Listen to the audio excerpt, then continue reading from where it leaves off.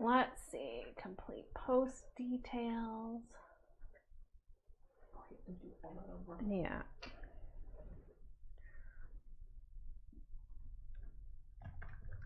Remember.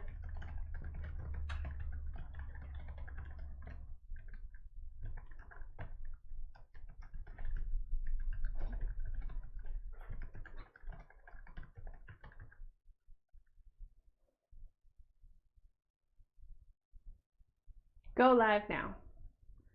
Okay, so YouTube is going again. Sorry, everybody, we're back.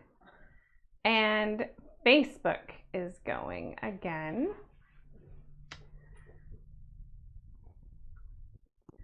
Okay, we're back. Okay, I'm gonna transfer to this view again. All right. Okay, so now we're back on, and I'm gonna show you real quick this Heather collection. So the Heather collection is a mini collection. So that means it's a batik grouping that Quiltworx releases as a fabric collection, and we do 8 colors and we range them from light to dark. So these are the 8 colors that are in the collection, starting with peony. So this one is Tonga, I don't know, 8786 peony. This one is a Tonga ballet. This one here is actually called Heather, like the fabric collection. And then we have this one here, which is Iris. And this one here is Plum. And then we got, I think, a Violet and a Eggplant.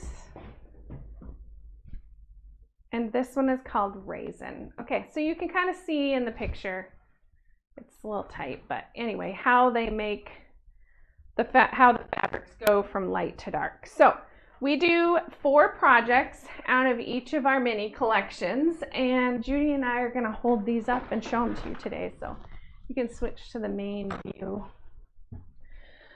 So the first one is actually a redesign. Well, just can you, okay, that looks pretty good. So this is a redesign of just a new colorway of one called Trifari Jewels. This is a great beginner project, goes together very fast. It's all straight line piecing. It's not overwhelming in terms of size and the number of pieces that you put together for each block. This one, for example, has 1, 2, 3, 4, 5 pieces. So it's this is a great project if you're just getting into paper piecing to do. So a lot of our instructors teach it, and we needed a new cover, so we did a new colorway. The next one we're going to show you is called Fairy Wings. So Fairy Wings is this is a new design. It finishes to 40 inches, small project. It also is a nice beginner project, especially if you want to practice this curved foundation paper piecing process. So it doesn't have a lot of pieces in it, and that curved foundation paper piecing is almost every seam in the block except for just this one here. So if that's something that you're looking to try and test out, this is a great project for learning that process. It's also just super cute to do and very fast. This one will go back here. I'll show it back here because it's a little bit big. So this one here is an 80-inch finished design, and it is called Heather in the Highlands. So it's all new. It's an all new design, and if you look at some of the center blocks, these are similar size to the Trifari Jewels and the Fairy Wings that I just showed you. They're all the same size, but we've designed a new set of borders that go around this to make it 80 inches. And those, once it's 80 inches, if you wanted to make it bigger, you could turn this on point and add some of our king size borders. You hand me that one right there. And then our last one is, so this is a collector's club design. With every mini collection that we do, we put out a project that's a limited release, and that means there's only so many of these published. This one is called Starry Night. It is one that you may have seen before in different colors. We found some papers that we could use to continue to get this publication out, so we decided to re-release it and bring it back, as it's been a popular design and when a lot of people have requested once it went out of publication. So anyway, Starry Nights, it finishes to 68 inches. It can be turned on point if you want to make it bigger and add some of our C and D borders from our queen size groupings to get to 99 inches. And it can also have another border, so you could add 2 borders, one to get to 68, or no, you add one to get to 80. Yep. And then after that, then you could go to the king size. So you can either just put the 242Ds borders to get to 99 inches, which is, oops, that's actually the size of this border here that's on Pocket Full of Posies. Or you can add an interim border and then go to 118 for the king. So we're probably at 1 o'clock now to get started on the class.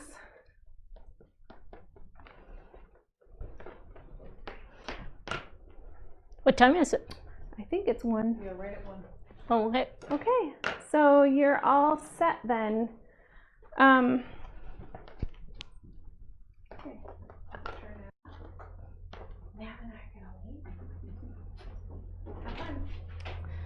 We're going to say goodbye to Judelle, and we're going to work with Janie today, who Janie is another person on our staff, and and she happens to know how to run this thing. So her and I work together quite a bit. So today's video, basically, we're going to go over a few little things, but if you read on your booklet 1, basically what we're going to teach you today is paper piecing. For straight line paper piecing, which I call that traditional paper piecing, and then curved paper piecing, which I call curved paper piecing. So both techniques, your first block that we're going to do is the B group, and the second block we're going to do is going to be the same, and it's one of these where it has all of the flower points on it, and that's called curved paper piecing. Okay, so I want to bring your attention to a couple things. Last week we released the video for Applique, and I told you guys that we would go over the queen's part of the applique, because on the first group I had everything pre-cut into strips, and on the queen all I had was just a pile of fabric, and I forgot to go back over the queen with you. So we're going to do another short video that shows you how to just work through it if you just have a stack of fabric for the queen. And it won't be a very long video, probably about 20 minutes, maybe 30 minutes long, if that. So there'll be an addition to that after we get that video posted.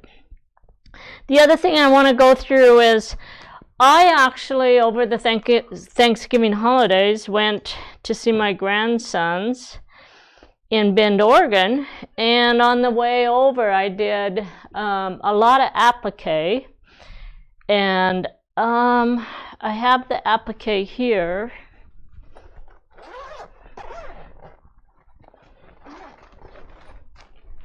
I actually have almost all my applique done, and I noticed that when I was putting the applique together in all of my bags that I actually gave you some on page 17, and on the page that we are showing online here, your page, that page has a mistake in it, and Janie's going to point to that page. But if you look at the graphic at the top, it says color group 1 and color group 2.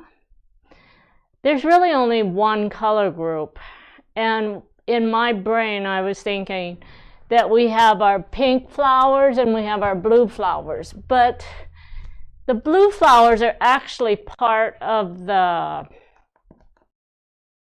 booklet, and the pink flowers all go into this booklet. The corner block is a different sheet in here. So when you make this, you're going to make all of those pieces out of one color fabric. That's the way it colors up in Quiltster. All of your instructions tell you that as well. The other thing you're going to do is, when you looking at the Vine Group B sheets underneath it that tell you what all of the colors are, it says color group 2. We deleted that because there isn't a color group 2 here. So everything is going to be, you have to have 8 pieces from the color group 1. And then you'll do the other color when you do your queen size. So that same graphic is in the queen size, and so I fixed it in the queen size booklet as well. But just realize you're only doing one color group in this booklet, and you're doing one color group in the other booklet, and because that's the way it colors up on Quiltster. Okay, if you already did all your applique and you did half of them blue and half of them orange, and then you got into your queen and you did half of them blue and half of them orange, you're still in the same spot. It's just that technically the orange flowers are here and the blue flowers are in the queen size border. So pay attention to that update. It has been posted, I believe, right? Yeah, Janie posted, I think, this morning. So we're good there. I also just want to go through and show you all of the little flowers just to keep you guys going. And they are actually turn out really, really cute. So these are my little corner flowers right there. And then I have all of my little dots. And we have all the little stems. So, and we have leaves. So all of these little pieces in this bag are for my corner block that's over here in the corner. And I have all of my bags done for the center group, which we'll be going through, and we'll add all of these to the applique onto our paper piece units in the next video.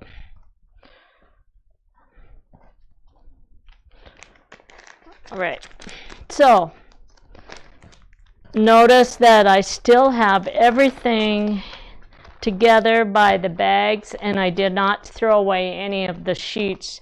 And the reason I keep the sheets is it's easy to keep track of the units and all of the flowers, because if I pull it out of this bag, I know where it goes on the quilt. All right, so applique is almost done.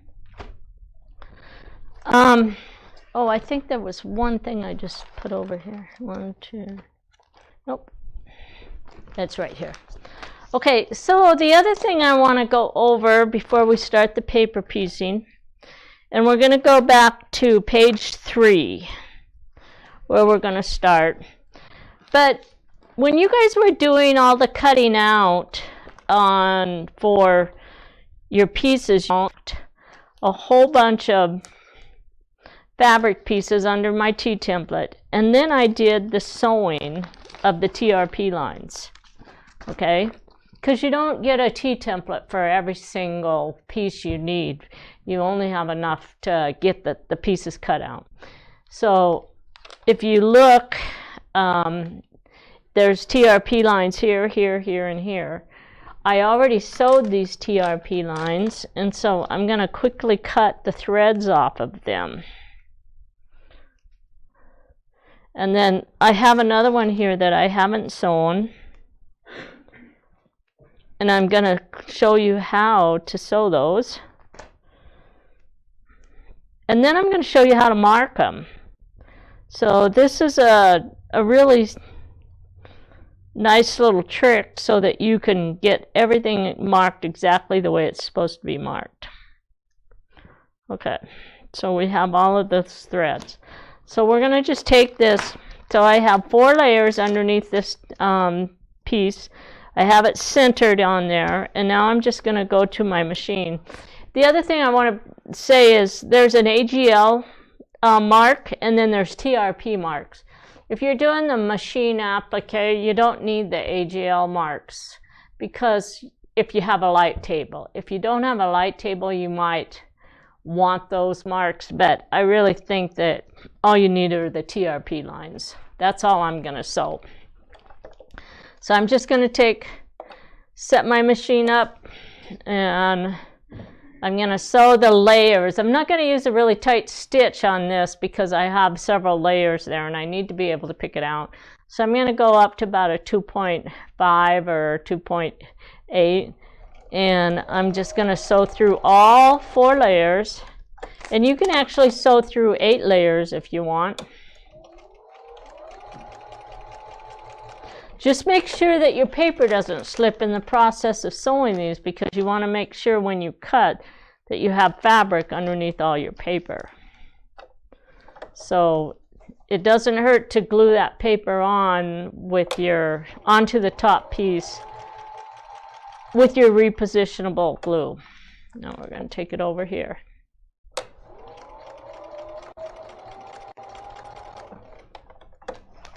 Okay. So I've shown you guys how to do this. Now let's take the paper clip off of this one, and I'm going to just grab, I have light fabric, so I have to use a pencil to mark this, but if you have dark fabric, you can use a white chalk pencil. And I don't have the lead chalk pencil with me, so I'm just going to use this pencil that I have. So I can flip this over, and I'm going to get rid of that one because I sewed that AGL without thinking about it, so I don't need that. I'm just going to mark on the back side of the fabric where those TRP lines are. Very light marking because we don't want it to show through.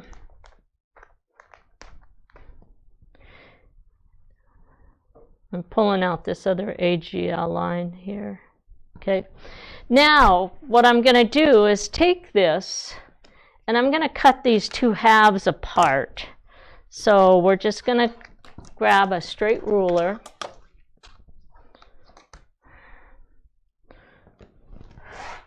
And then I'm going to get both sides separated there.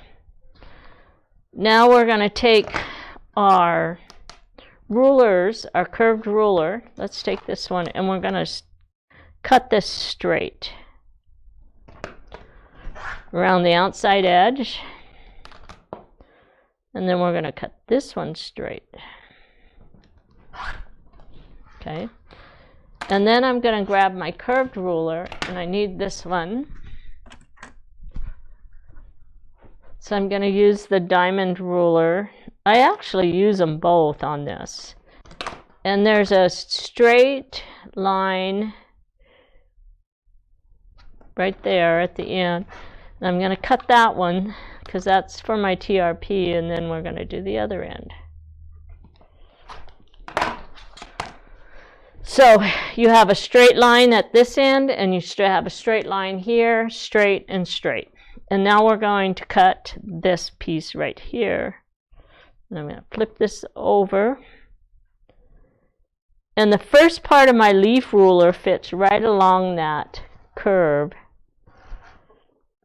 Okay, and then I'm going to flip over, pick up my other ruler. And you'll want to use a curved ruler as you cut this because you're cutting through several layers of curves. So you want to keep it right on that line. So now I have a perfectly cut piece, and these pieces actually sew onto all of your blocks. and we'll go through how they're sewn on later. So now I need to mark all of my pieces. So what I'm going to do is take my light pencil and I'm going to fold back the first piece, and I'm going to put just a little pencil mark there. And then we're going to fold back the second piece, put a little pencil mark. The third piece, a little pencil mark. The fourth piece, a little pencil mark. That's number 5. So that gives me, must have 5 pieces under there. So then we're going to do that over here. So we're just going to put mark right along those TRP lines. So don't pull the TRP lines on until after you get all your pieces marked on the back side.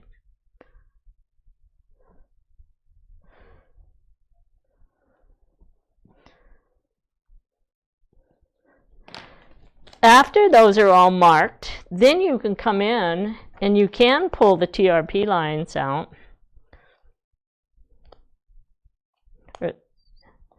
So we're pulling those stitches out. And now when I look at all my fabrics, I have a mark. I have it marked, marked, marked, marked, and marked. So I don't have to go in and re-sew all of those where I marked them, because when I sew these on, I'm going to be working off of that back side, and so my marks are on the back side of that piece when I sew it onto my block. Okay, so that's how I do work with the T-templates. So if I have to cut 8 T-templates, I'll actually stack them all and do it this way. All right. So that little demo, you're going to want to have these all cut and ready to go for the next class. All right, we're going to clean these off my table.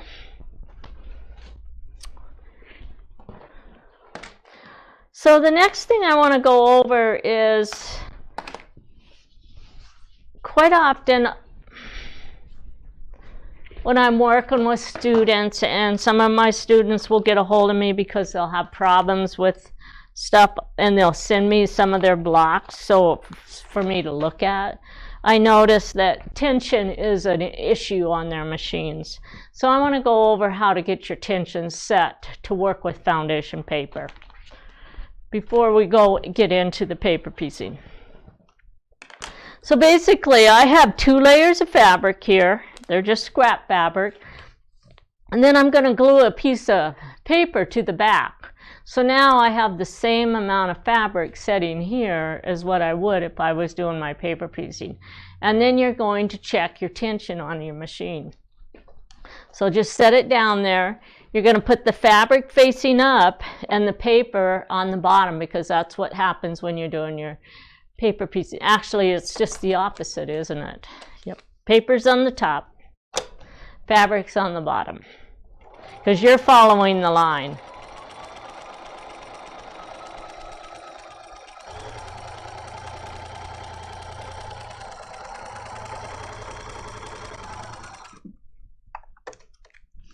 And then you're going to check. And if your tension on the front and the back are not equal, then you need to get your tension adjusted on your machine. Maybe pull the bobbin out, rethread it. But get it fixed before you start doing the paper piecing, because once you start paper piecing, if that tension's off, all you have to do is just pull one thread and everything's going to fall apart for you. So it's no fun. So make sure your tension is in good, the way you want it before you start. I'm actually going to downsize my stitch length right now, because I want to be, on this machine, I have to be at about 1.9 for the stitch length that I like to work with. Every machine is different. You guys need to look at your machines and test them and make sure that your stitches are going to be even, and they need to be a little bit smaller than what they would if you were doing traditional piecing. Okay, so that should take care of the tension problems. All right, so we're going to start on page 3 with the unit. It's actually unit B3. Okay, and I just I have 4 pieces here that we're going to work with because I want you guys to see the stacking process as we go. I'm not going to make you watch me paper piece the whole thing, but I'm going to get you started. So we'll put on the first 3 pieces on all of them, all right? So we're going to move some rulers out of the way. And notice that I went through, like I told you guys to, and I put little swatches on the very top piece. I don't have swatches on all of them. I just have it on the top of it so that when I pick it up, I know I'm working with the right papers, okay? When we cut out our pieces last week, you should have 3 templates. And all your templates are going to say B32 because the templates are all the same size, okay? And so they don't have a section number, so it doesn't matter whether I have it here or here. It's all set up because it's the same size template. Here, I placed it where I want my color. So if I'm looking at this is a yellow. So my very first piece that I'm going to be working with on the spike is a yellow, and then I want my white one in the middle and this one. But they don't tell you what section numbers they go to because they're all the same size. So you're going to have to figure out the position of those. The other piece that's in your stack is actually your vein, which is the last piece we're going to put on today. Okay. And then this was my template layout sheet. And I told you guys in the last video that I normally don't cut the template layout sheets apart until right before I'm ready to start sewing. So we're going to just find cut line 1. And we're going to cut that, move that off. Then we're going to go to cut line 2. And now we're going to go to cut line 3. So one of the nice things about holding off on doing this is I'm working with nice clean cuts right now where they haven't frayed, where they, like along the edges, being in the bag, they've started fraying a little bit. I'm working with nice clean cuts. So this one has a section number which says section 5. And so this one is my section 7. That's my sew side. So I want my sew side to face away from me. And then we want to go to, that's section 8, we're going to find section 7, which is right here. And the sew side is right on this, and I'm going to place that onto that piece right there. Then we're going to go to section 6, and like I said, it doesn't have a section number because the templates are all the same size, but I want it to be one of my yellow stacks, so I'm going to put it right there. Now we're going to find section 5. And this is my section 5 group. That's going to go there. Sew sides is facing away from me. And then we're going to the white fabric for my spike. And that would be under section 4. And then we have a background piece here. That is a section 3. And then we're going to go to another spike, which is section 2. And section 1 doesn't have a sew side because it gets flipped over, and the sew side is actually the side you're going to end up trimming off. So we just basically put it on top of our stack. So now I have everything perfectly stacked in the order in which we're going to sew everything. I have 4 pieces in each one of my stacks, and I have 4 pieces of paper. So I'm going to get my tools out, and it looks like my little add-a-quarter ruler is going to work just fine. So we're going to set the big one aside over here, and we're going to get rid of that. We have a fold template and my rotary cutter, and actually I'm going to use this fold template instead because it's a little smaller. Okay, because I like to set my papers and my templates basically up to the size of the paper that I'm working with. The other thing we're going to be using is the fabric glue pen with the glue sticks that we put into the inside of them. Okay, And then the other glue that we want to work with is my repositionable glue. And we're only going to use a little bit of that. We don't want to put a lot of repositionable glue on there. So I have everything set up. These are all the tools I need to complete my paper piecing. So we're going to start with section 1, and I'm going to flip section 1 over, and I'm going to put just a little tiny bit of glue right under section 1, okay? Now, in your instructions, it does tell you to trace your paper on the back side, all right? So I don't have a light table here today with me, and so what I'm going to do is I'm going to place this on the dashed line that is parallel to section 1, and I'm going to crease that line just like that, okay? I'm going to pull this little piece of fabric off now because I don't need it anymore. I'm going to crease that line, and then I'm going to lay it on line 2, and I'm going to do, so here I did that wrong. I want to put it on line 1, and I'm going to crease on line 1, okay? And then we're going, no, we do it that other way. We're going to crease on the dash lines. That's right. It's been a while since I've done it this way. But now when I flip it over, those creased lines are the lines that you're going to trace. So I'm just going to take this one, and then we're going to take this one. So those are the dashed lines that I traced. And we only need to do the first couple lines, and the rest of them fall into place. And you really don't need to mark the whole sheet. Just the first 2 lines is all we need. And a lot of times you only need to do the first piece of paper. You don't have to do all of them once you catch on to what you're doing. Now when I look at this, I can see where to put my glue so that it's not all over my paper.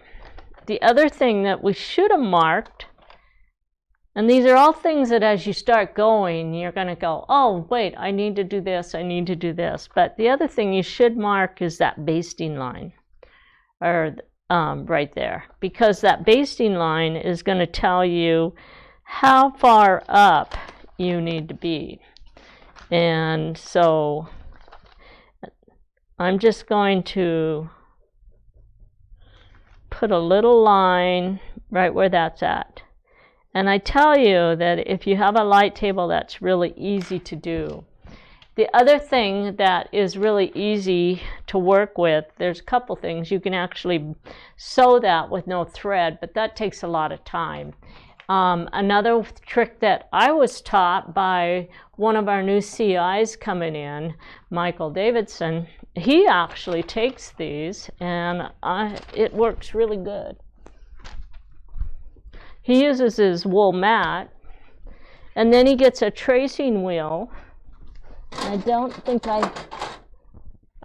have a tracing wheel, but with the wool mat setting there, he takes the tracing wheel and he actually runs it right along that dash line, and he marks his papers that way as well. And when he does that, it puts these little holes right through there, your paper, and it's really slick the way it works.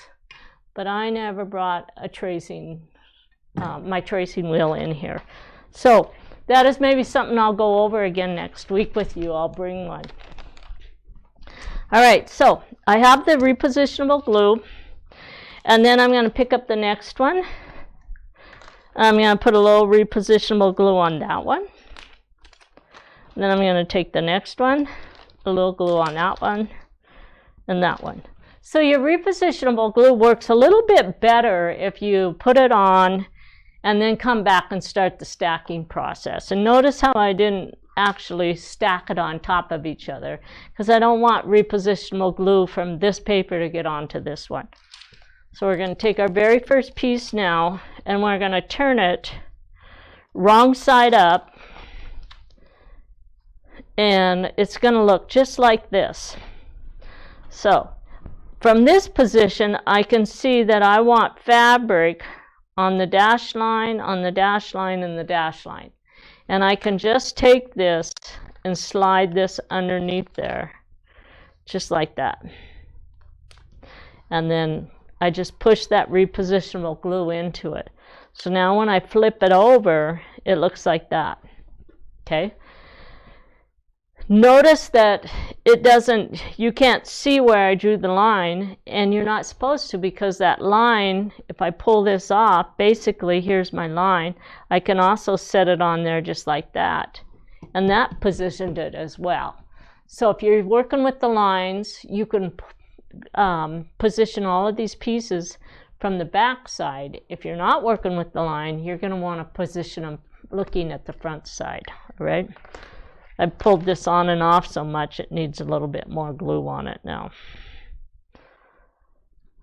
All right, so I think we've talked enough about our very first section.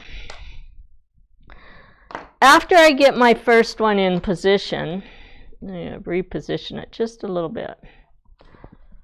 Then from the front side, I can actually take the next piece and match it up to the piece underneath it, and then I come over here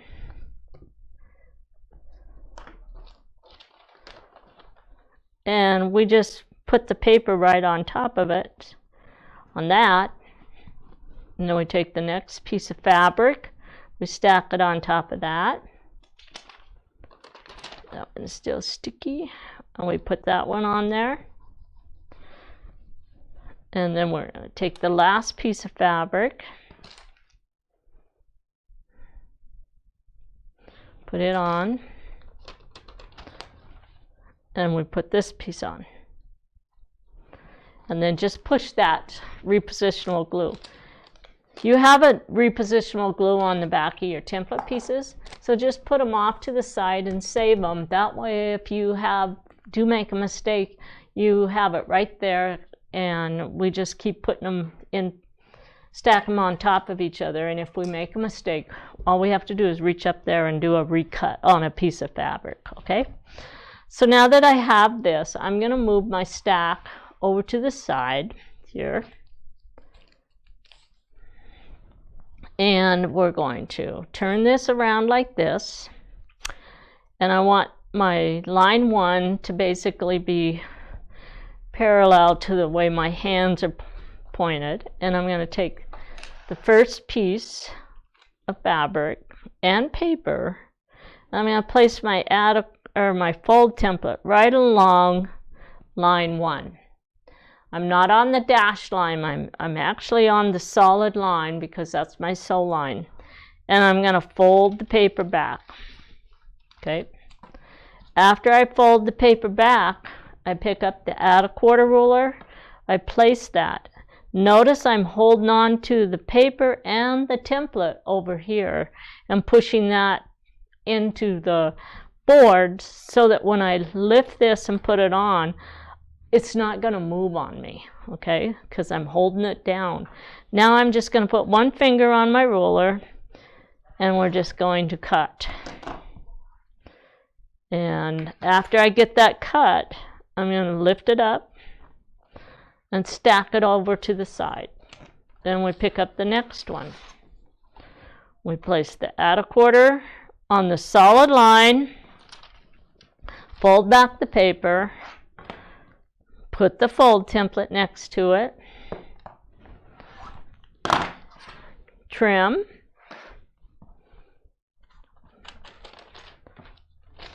stack it, pick the next piece up, place it on the solid line, 1, my add a quarter,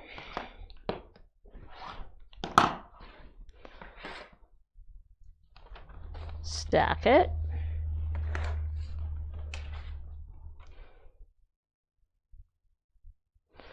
place it on line 1, fold back,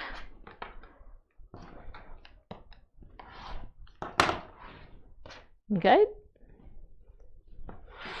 Now we're going to stack. Now we have all of our pieces stacked, right? So now we're going to pick this up. We're going to find the sew side on our next template piece. Let's get rid of the paper clip. And I'm just going to take this template and I'm going to put it right there, because this tells me exactly where I have to cover. So I have my paper or my fabric. We're going to pick this up, and that line that's on here, this is the one I marked, is in the same position as this piece right here. Okay, so this comes down here, and I'm going to just show you another little line if I can find where I threw my pencil. Oh, here it is. I should have marked one other little line here, and that's this line at the bottom. So let's go ahead and crease this. And now when I fold it back, I can actually see where I'm at. So I'm going to try to darken this. So this line here is the same as this line here. This line right here is the same as this line, and then the bottom of it is right across like that. What I have to do is I have to put this piece of fabric underneath this area right here. So if you guys have highlighters, it does help to use a highlighter for somebody that's new to this, because now you know I have to have the yellow fabric underneath where I just colored that section in. So we're going to pull our first piece, and I'm going to place it right on top, and I can tell that I have fabric underneath there. So that's the purpose of finding the back side, and that's why I always tell you guys in your patterns to trace the back side. But realize you can just get it with one piece. Once you get used to paper piecing and you understand it and it starts clicking what you're doing, you're going to avoid that step, because you'll be able to just work your way through it the way I did right there. So now I'm going to take my next piece of fabric and I'm going to stack it. I'm lining it right up here and lining it up there because they're all cut to the same size. And then I can pick up my paper and I can position the paper in the same position as the one underneath it. So now I'm playing a copycat game, right? So I'm just going to move this up a little bit on there. We're going to take the next piece of fabric and we're going to do the same thing. We're going to line it. So I'm offsetting each one of these pieces of paper by about 1/2 inch so that I can get underneath there when I need to glue. I'm going to pick up this unit right here. And when I place these down, I basically pinch these together. I have my 3 fingers loose here, like this. And then when I put my hands down, I put my fingers on the yellow the fabric underneath, the bottom piece. And that way, that bottom fabric doesn't slide. And I can actually just place that right in position. And then we're going to take the next piece. So if I was doing 100 of these, I would have all 100 stacked and ready to go before I ever go to the machine. So we just put our last piece on. Now what I'm going to do, I'm done with the repositionable. I'm not going to use it anymore. It's only used on that very first section. But I am going to use my fabric pin. And what I do is I like to glue. So I come back to the very bottom piece and I put just a little bit of glue right along that edge. So I touch that 4 times.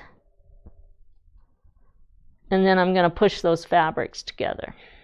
And I'm going to do the same thing here. And your fabric might move a little bit, so you might have to readjust it as you're trying to lift that up. Some people like to do the gluing before. They'll actually put glue onto their fabric before they actually place it down. And that's fine as long as you're following what feels natural to you. It doesn't matter whether you glue before you place it down or you come back and glue after the fact. So I have all 4 of my pieces glued together now. So I'm ready to go to the sewing machine. So I'm done with this piece. I'm just going to glue it up, put it on top of that one. And we're going to go to our machine. We already set the stitch length. And so I'm going to pick this up And these are small enough that I can fold that paper to the inside. It's not a big deal. And I'm going to start my very first sew line. Get the thread so it's ready to go. And we're going to sew on line 1. And the object is to sew on line 1. That's why we have the line there. Try to keep it right on that line.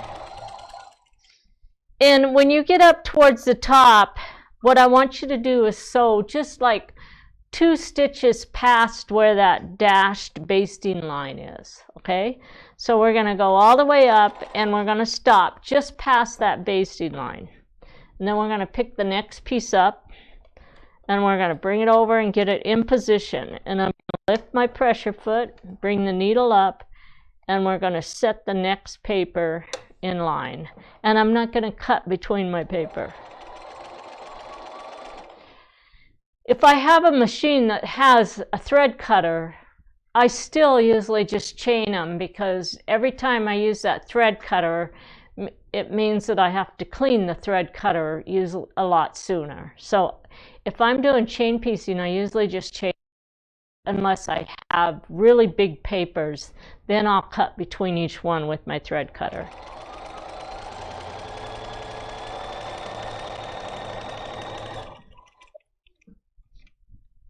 Then we pick the next one up, lift the pressure foot, set it back down on your fabric, line it up with line 1, and for some reason it decided to slip there just a little bit, so we're going to get it in position. There we go.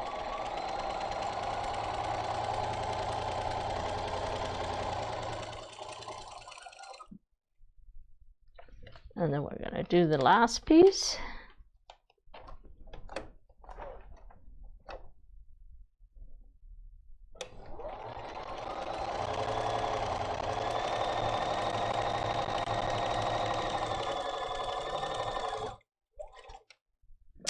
All right, so we have all 4 pieces done.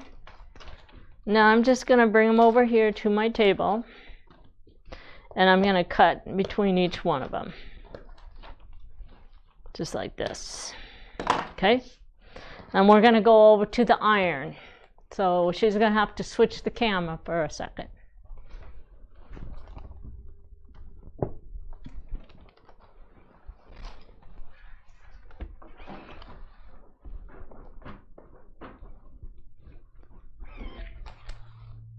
Okay, so I do like using a little bit of steam, but if you use too much steam, it's going to basically shrink up the paper a little bit. It won't hurt it, but it's a lot of people prefer to use a dry steam. For these pieces, these fold back really easy, so I probably won't do the starch pen on these. I'm going to see first how it actually presses.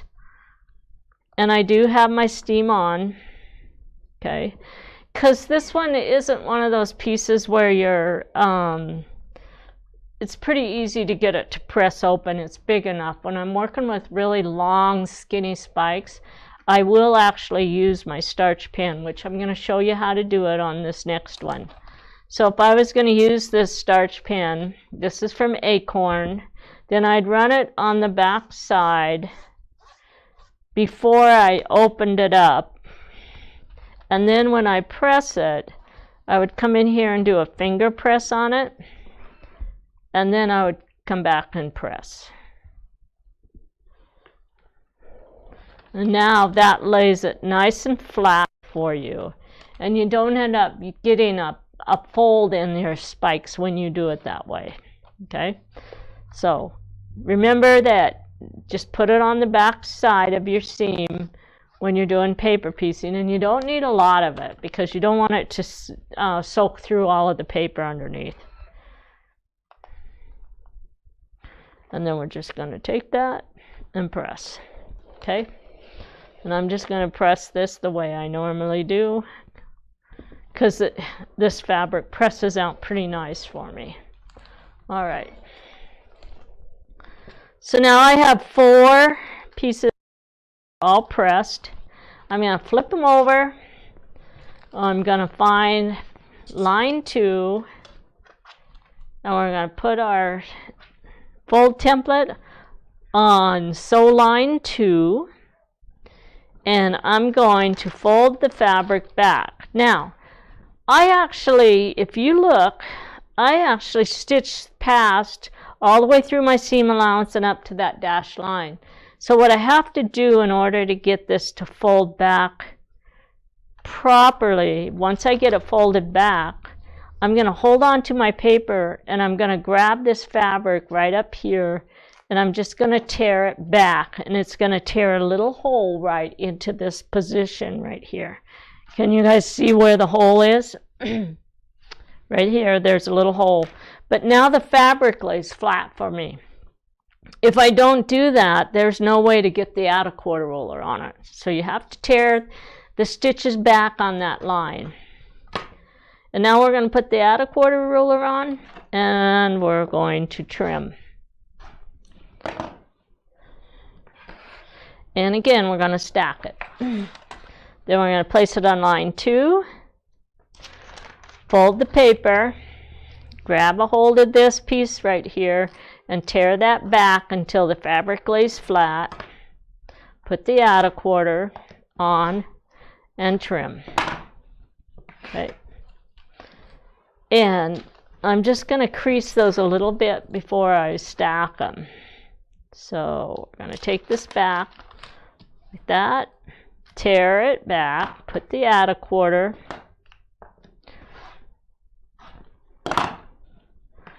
and then as I pull this out, I'm just going to run my finger along that paper to crease it so that it lays flat. The fold template on line 2, fold the paper back, tear, and then put the outer quarter ruler down.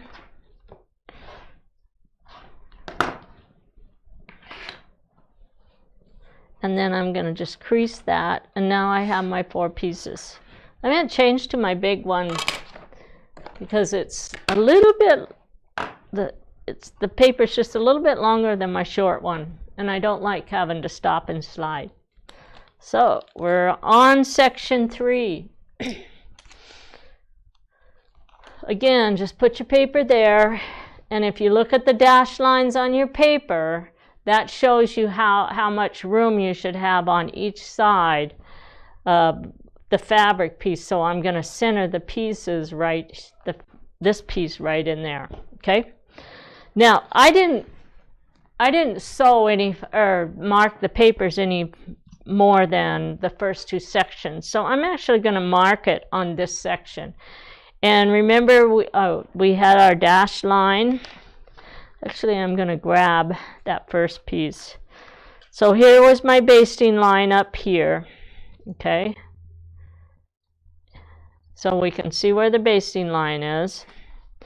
And then right here is where my section is. So if I fold this back, I can find that section by placing this on the dashed line that's parallel to line 3.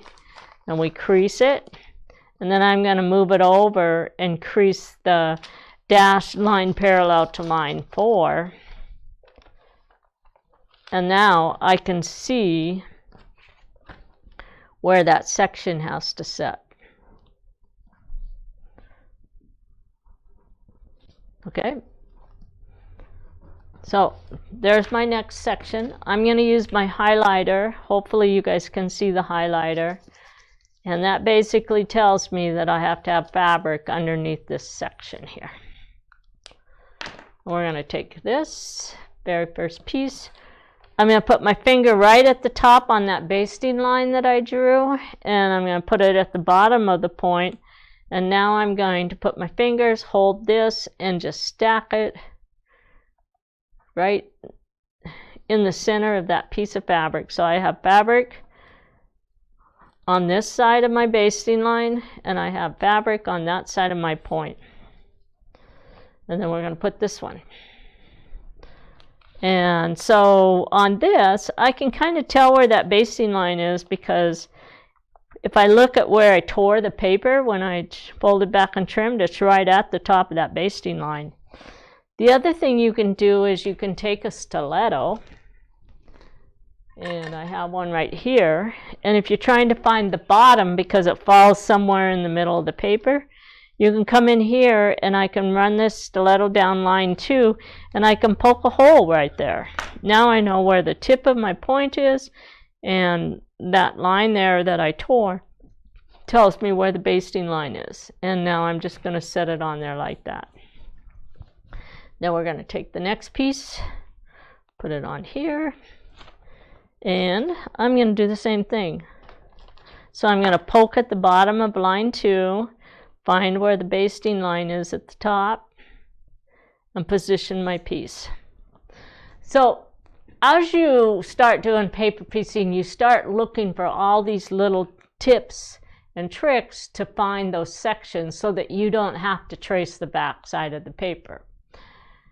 In reality, I've spent more time explaining to you how to find all those sections, where if I'd have just traced the back side of I had my light table here to trace the back side of my paper, we never have to think about it again because it's all traced. So you're saving time here, but you're spending more time over here. So if you do the tracing, you don't have to spend all that extra time looking for all of those little spots. If you avoid doing the tracing, then you have to find all these other little tips and tricks on how to position that piece of fabric to make sure it's covering.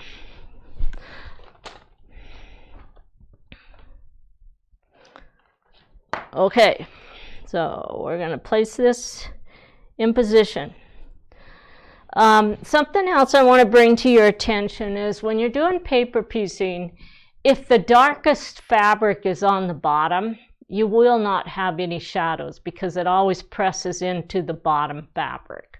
Okay? If you have your lightest fabric on the bottom and you have an issue with like a black and a white where you're going to have a shadow, then you're going to want to make sure you have a little sliver of the bottom piece of fabric showing. And so I always say with the light fabric, you need to see a sliver of the light fabric. So I just have trained myself when I do my paper piecing to always see a sliver of that bottom fabric. And then I never have to worry about those shadows. I'm going to show you another little trick, because you can actually, if you end up with things where it's shadowing, you can actually retrim that before you go back to do the pressing as soon as you get done. So I'm going to sew these, and then I'm actually going to show you what I'm talking about as far as cleaning up that seam allowance. So I'm going to quickly glue. We're going to do the same here, just glue the raw edges.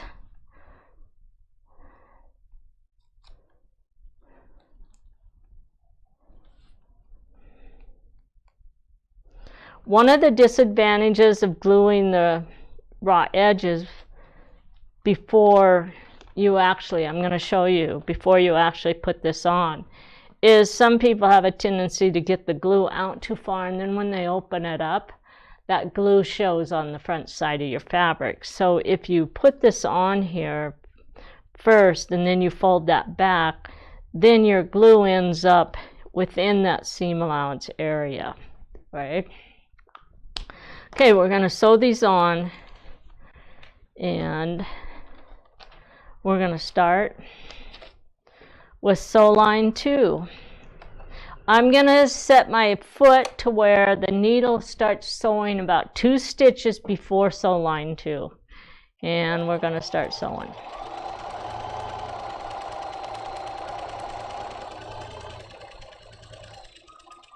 And again, I'm going to sew just a couple stitches past the basting line.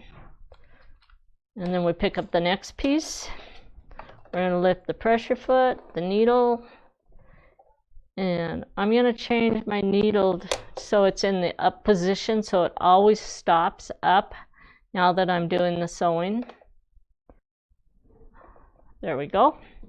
Then I don't have to keep bringing the needle up.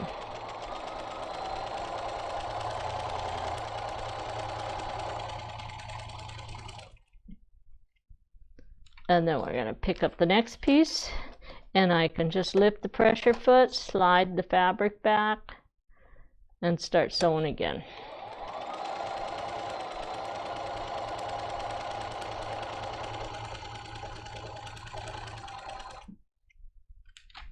Pick the next piece up.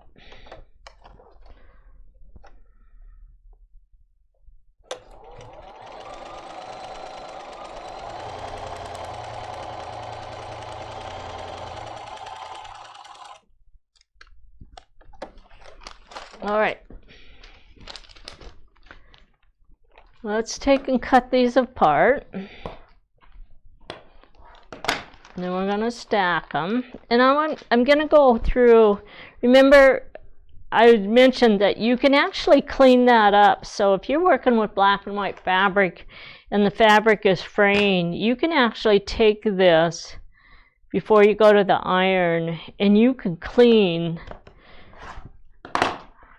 all of your frayed threads and everything, and you have a nice clean cut there. And so if you're looking to make a quilt that has really light dark value in it and you want to put it in a show, this is really a good trick because you end up with really nice clean seam lines.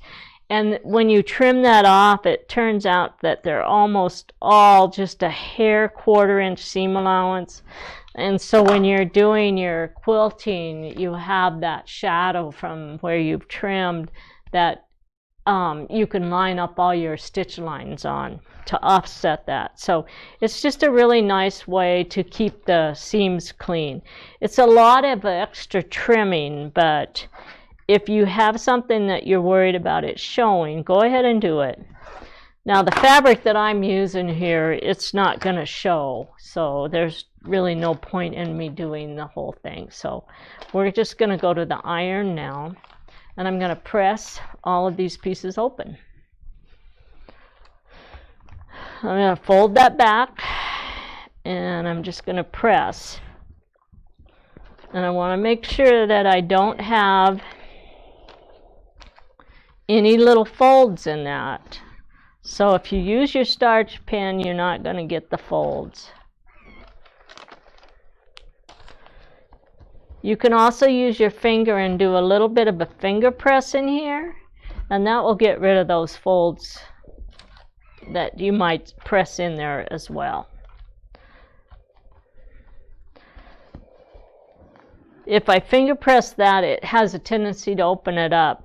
So I'm going to show you how you end up with the folds. So if I flip this over and put this on and I just set my iron on here, I just put about 1/8 of an inch fold in there by pressing this direction into my sewing.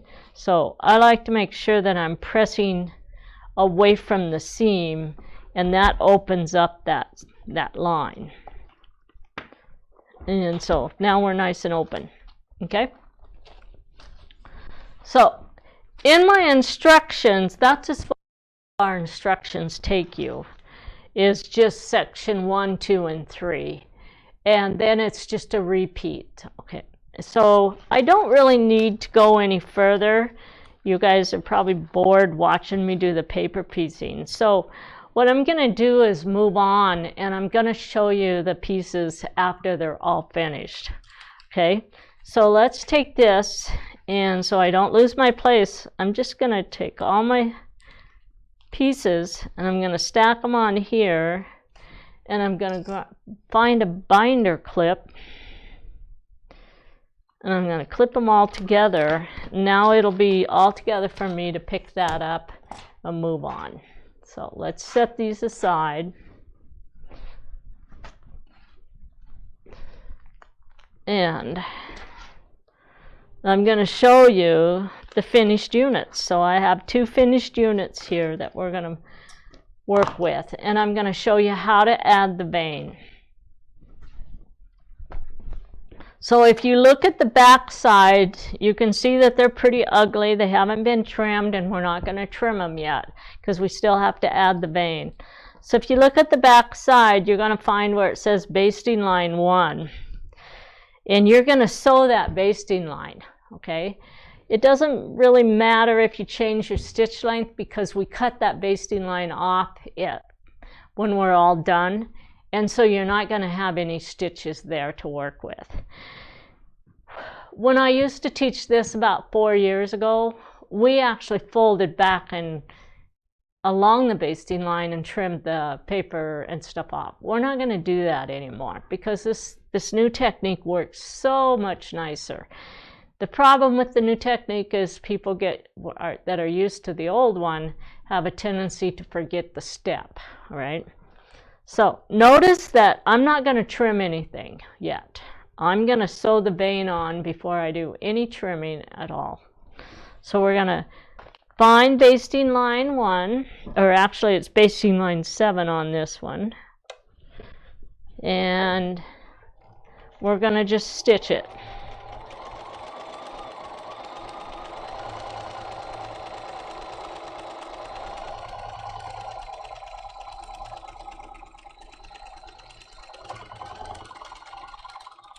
And my thread broke. So we're going to have to rethread the machine.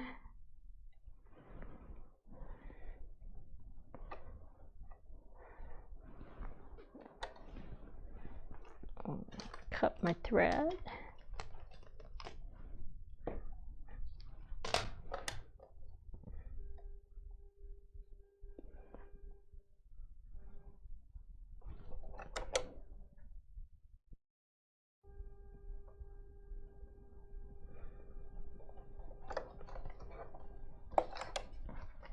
And now I'm going to pick up where I left, where I broke my thread.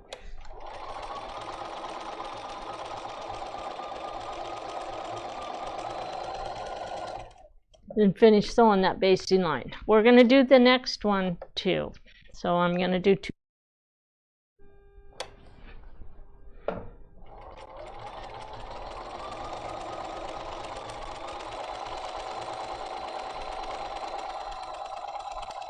Basting line from the front. I'm going to cut between the threads, and the one broke, I'm just going to get rid of the thread on the top and on the bottom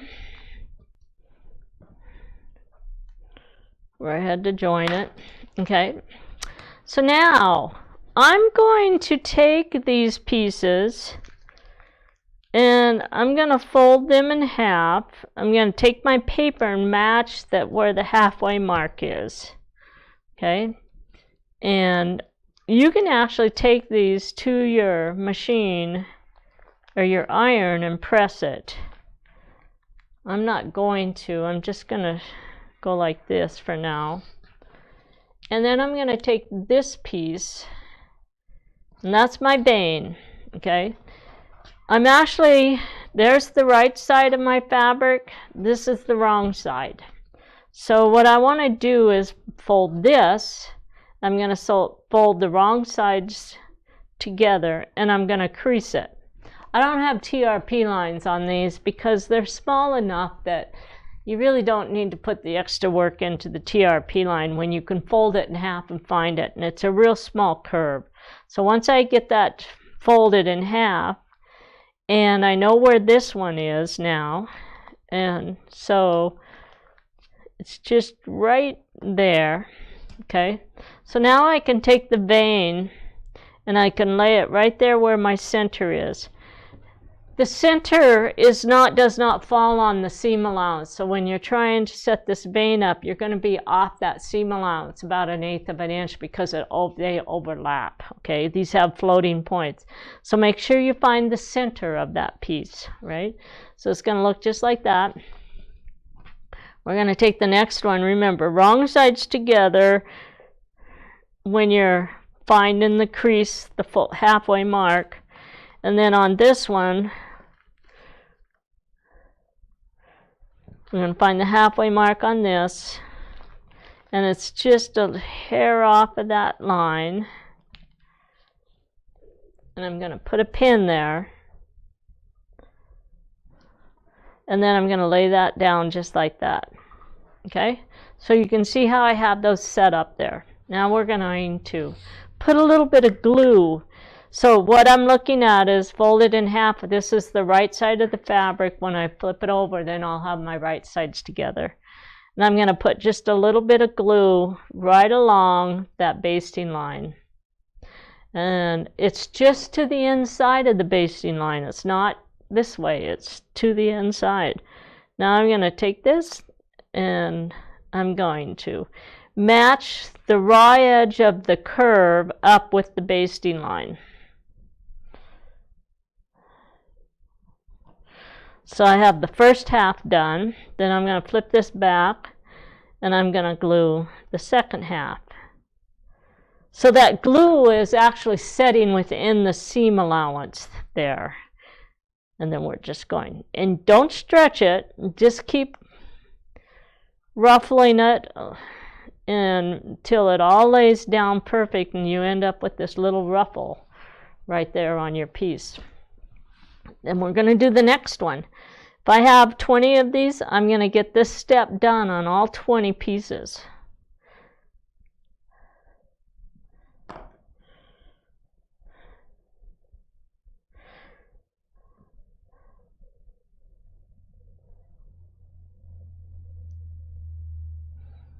I want you to notice that the vein is bigger than the actual paper pieced unit underneath, because that gets trimmed after we get it sewn on.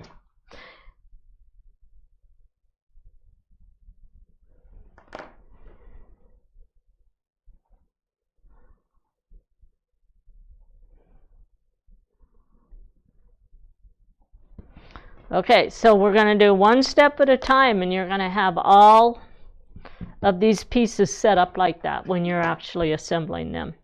Now I'm going to pull the pin out and we're going to flip it over and we're going to sew on sew line 8. All right. If I put weight on it and just lay it down flat and put weight on it, I'm going to end up with puckers all along this when I'm done sewing. So what we do is we lift and we let the feed dogs pull in this part of it here. We lift this part up after we get it on the machine and we just hold it up and the feed dogs will actually pull all of that ruffle right in and it'll come out perfectly without any puckers. So if you can glue it on there without puckers, you can sew it without puckers. So we're going to place this on here. And I'm going to get 2 or 3 stitches started. And on this, I'm going to put my needle so it's in the down position. Okay, because if I have to stop, I don't want my needle to be up. I want it to hold it in position. Now I'm going to hold this part up like this. And if you look underneath here, are we on this camera? Yeah. That ruffle's just going to be loose underneath there, and I'm going to hold it, and I'm going to run my finger right along the basting line just to the inside. And if I end up with a little pucker in there, I'm going to feel it. And I just hold the paper up in the air.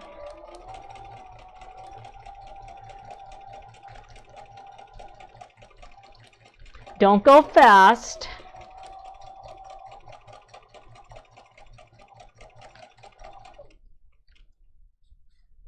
It's still good, no puckers.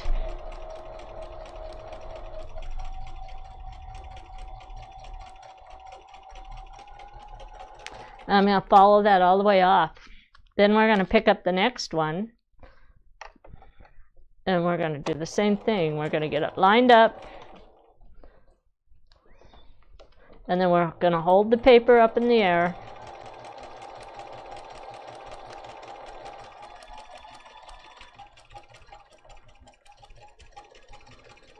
Okay, I'm going to stop for a second. So let's say I'm running my finger and I find that, oh, there's a little fold there. What I can do is I can actually find where that's at, and I can grab the ruffled fabric underneath it, and I pull it away from me. So I'd pull it back away from me, and it'll flatten that little ruffle out, and it'll stop me from getting a pucker in there. With these little veins, you normally don't have to do that, but when you get into bigger pieces, it helps to actually keep pulling that ruffle back away from you.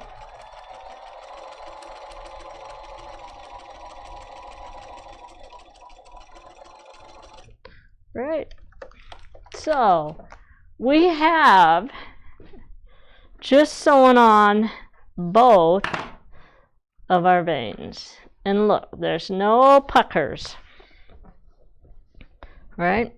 So we're going to go to the iron, and I'm going to take the starch pin, and I'm going to run that starch pin right along the inside of that curve, right there. Okay? So we're just going to get a little bit of the starch running. And what that does is that flattens that down, and then I'm going to press.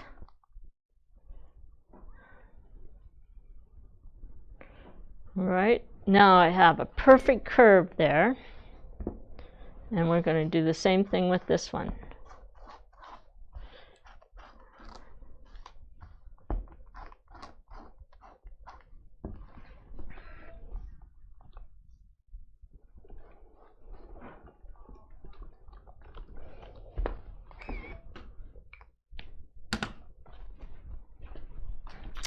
And now we have our vein on. So now we're going to grab our ruler here, and we're going to trim these. All right. So notice that I still have all the paper, I still have all this junk underneath here, but the very first thing I'm going to do is I'm going to go through and trim all my papers. Put that right on the line.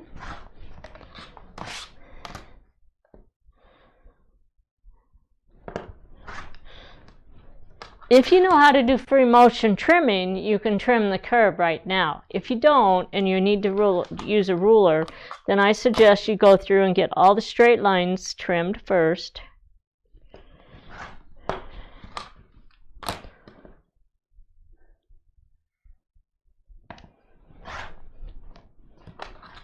And stack them. And I have two more here, and I want to do them all at the same time so you guys can actually memorize what I'm doing. So straight lines first.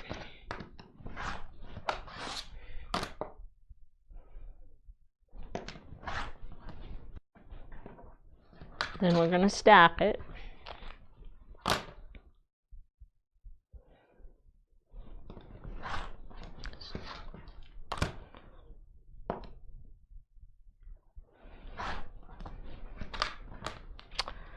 And now what we're going to do is find our curved ruler, which I put it right here. And I'm going to use my leaf ruler. It's not a perfect fit, but it's pretty darn close. And we're still trimming. We're not going to cut anything off underneath the vein yet. We still have to trim the curve. And this is where most people make their mistake, is they'll come in here and they'll flip this over and they think they're done and they'll trim that off. But my vein is too big. It's a ½ inch too big. So if I clean off underneath it and I don't trim around the curve, now my pieces are too big and they won't go together. And then you call me and wonder what you did, and I have to sit there, look on a little phone and study it and try to figure out what did you do. And I'm going to basically figure out at some point that you forgot to trim the vein. So trim, and we're going to take this and flip this over.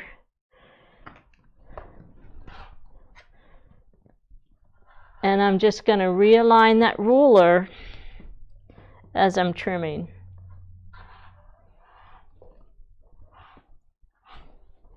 After I get it trimmed, I'm going to set it aside. And then I'm going to trim the next one.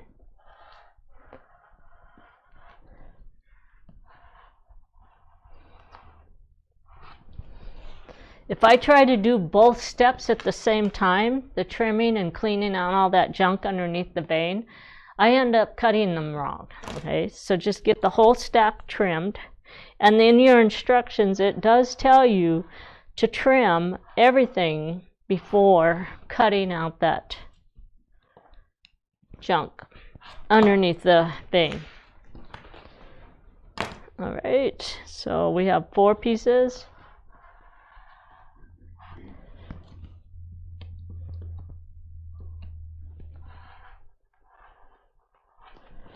And now we have everything trimmed down to the exact size it's supposed to be. Now you're going to take the vein and you're going to fold the vein back and you're going to clean off and you're going to cut right on that basting line. And the object is to cut the basting line off. Don't leave the basting thread on that piece. So when I flip it over, there is no basting thread there. Okay, and that's the way that's going to look. Then we pick up the next one. We pull the vein back and we're going to trim just to the inside of that basting line. And we have a nice clean trim on that. We do the next one. Now, if you do it this way, you're going to cut off what you just sewed on.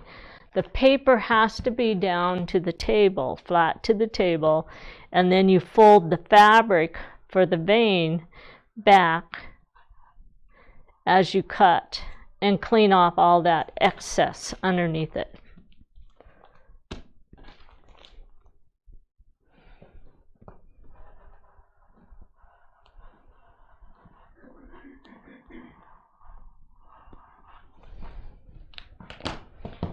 And now we have the bee part of our little flower there.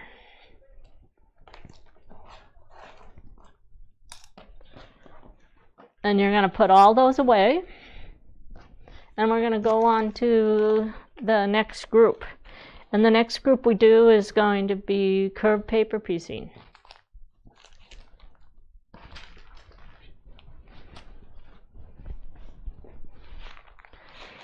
So there's a little bit more to this piece than there is to the B group. So make sure you work on your B groups first because you're going to get used to doing the paper piecing, right? So on these pieces we have our little teeny fabrics here. So I have all of these stacked because we have 2 parts to this. So we have this is a D8, this is a D6-2, this is D4, and D6. And so what these pieces make are the spikes. These are the little teeny spikes that are inside the petal leaf. And then we have a unit here that's D6-1, and then we have D6-3,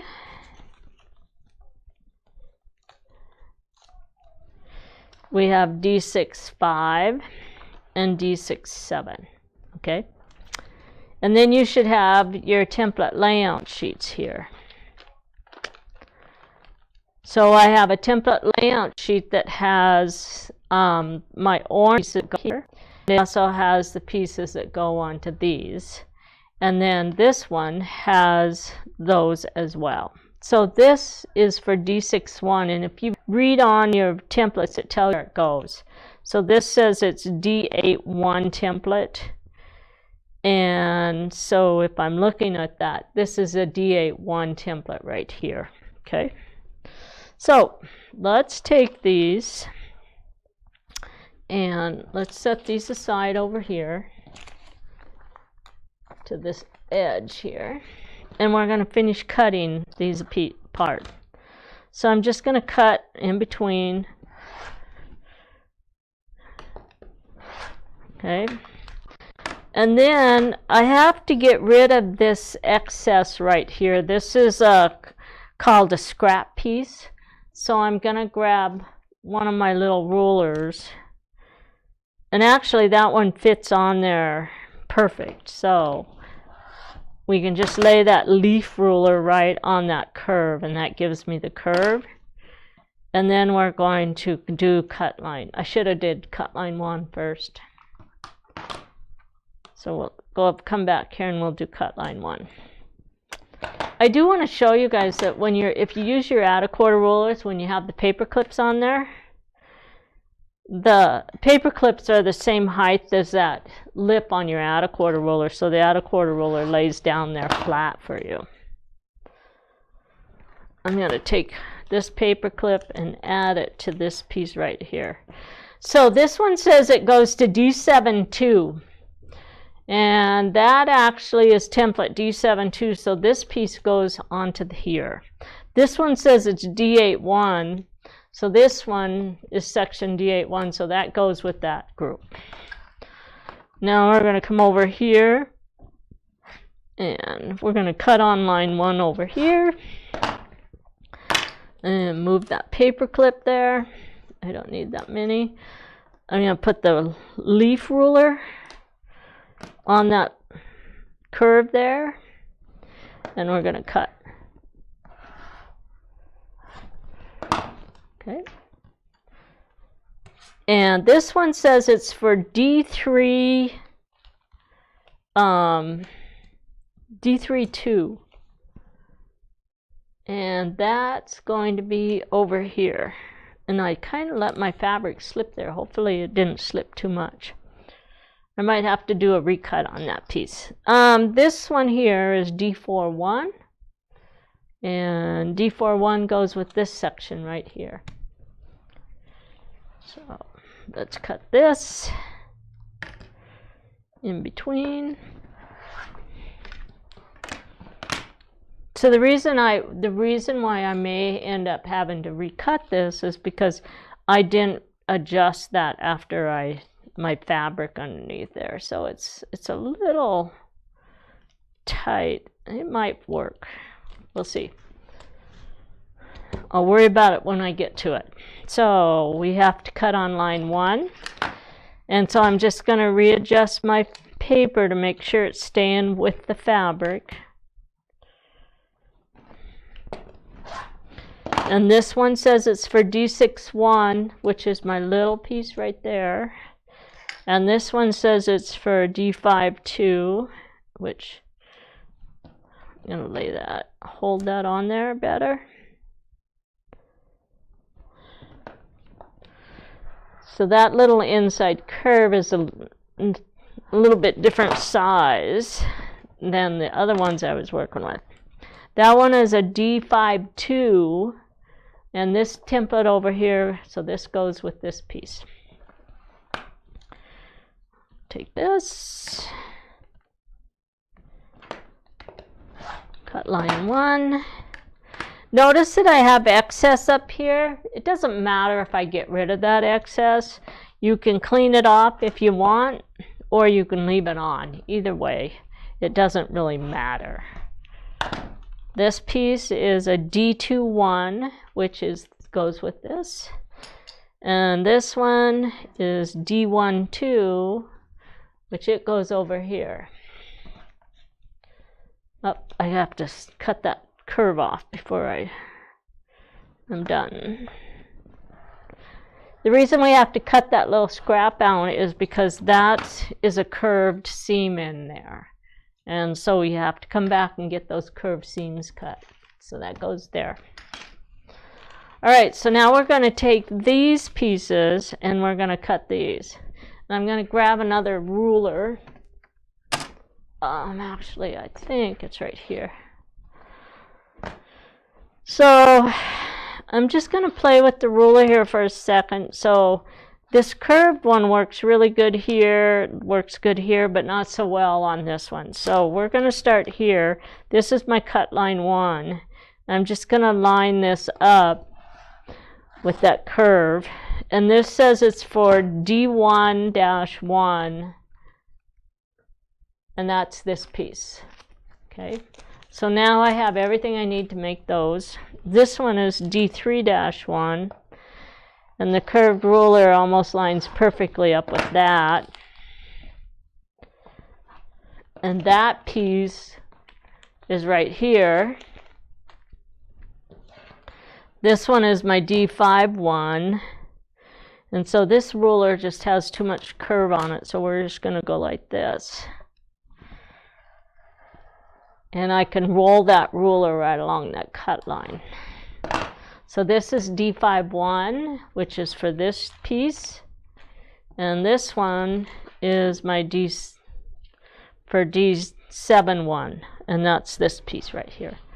Okay, so I'm going to actually take these and put them in the order. So the very first section that I put on here is this one. Okay, and what I'm going to do is I'm going to do all of these at the same time. So I'm going to take, this is going to be the last piece we pick up, so I'm going to put this piece on the bottom. Actually, that's the first piece, so that's going to be here. I'm going to grab the first piece of this one, and we're going to put that on there like that. We're going to grab the first piece of this one, put it on there, and then we're going to grab the first one like that. On these, this is section 2, D7-2, and this one is for D5, and this piece is going to be in here like this, and this piece is like that. So that's my second piece that I'm adding. So there's only 2 pieces on each one of these. So I want unit 7 on the bottom, unit 5, unit 3, and unit 1. So basically those are all D6, 1, 3, 5, and 7. And let's put a paper clip on this. So now I'm ready to stack and sew all of those together. And I'm going to put them in a pile right here. So let's do the same thing here. So this one is number 8. So let's take our foundation paper, number 8. We have to cut on cut line 1 to separate those 2 pieces. And we're going to put them on top. We're going to put a sew side. So that's going to be on the bottom. And then this one is going to be on the bottom. So those are my 8s. Then we're going to take the 6s. And this piece is going to go here. This is number 6 paper, and it's going to go on top of my number 8 paper.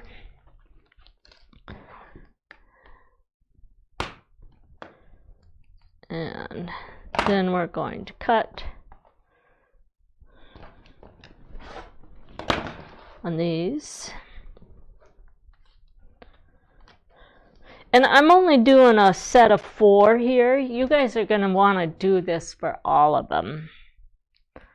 Here's my sew side. That's going to go on there. This is my next paper. So this is my number 4 unit.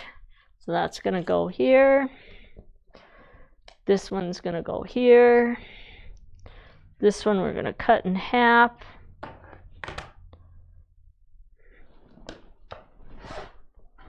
And then we're going to stack. And there's the sew side. So that's for my unit 2. And this one is, actually this is unit 2. That was 4. So here's my 2. That one goes here.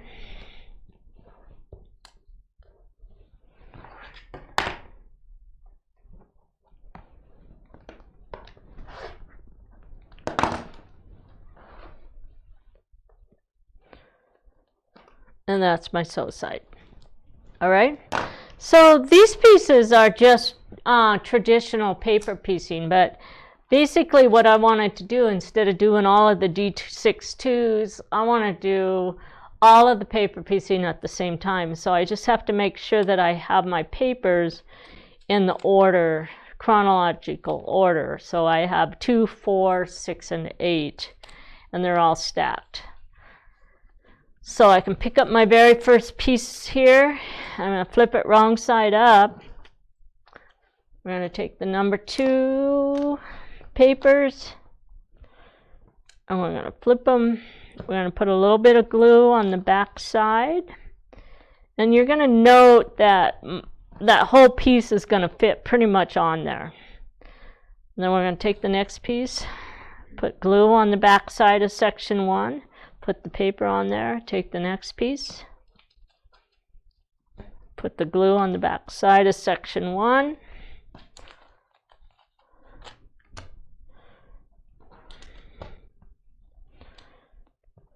okay, so now I'm going to grab the next group of papers, which is for 4. I'm going to flip these over.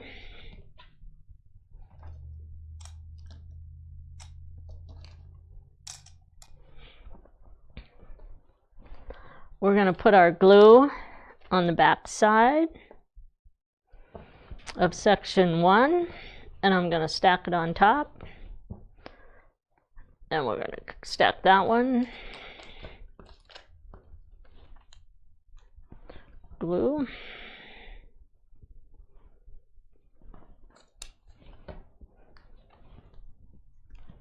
Glue.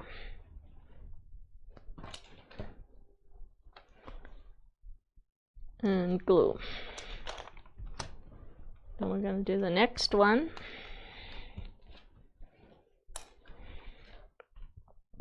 Flip them over.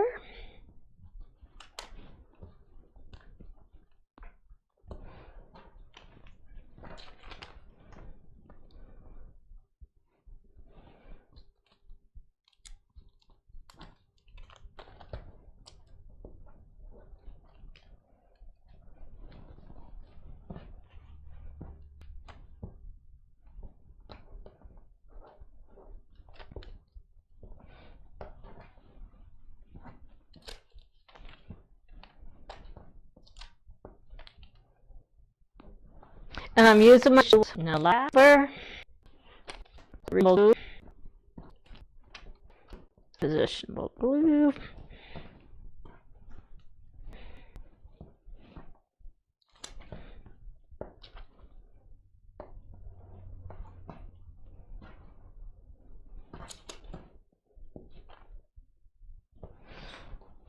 Okay, so I have the very first piece on all of my papers. Now, these papers have some TRP lines. I actually like to sew, because I can on this particular unit, I can sew that TRP line before I get started. But I don't have the TRP lines on all the papers, so we're going to go down. I have a TRP line on my 6 group, and I have a TRP line. These are D6s. D6-4 has TRP lines, and D6-2 does not. So I'm going to just take these pieces, and we're going to run them through right now before we do the paper piecing. I'm going to go up just a little bit.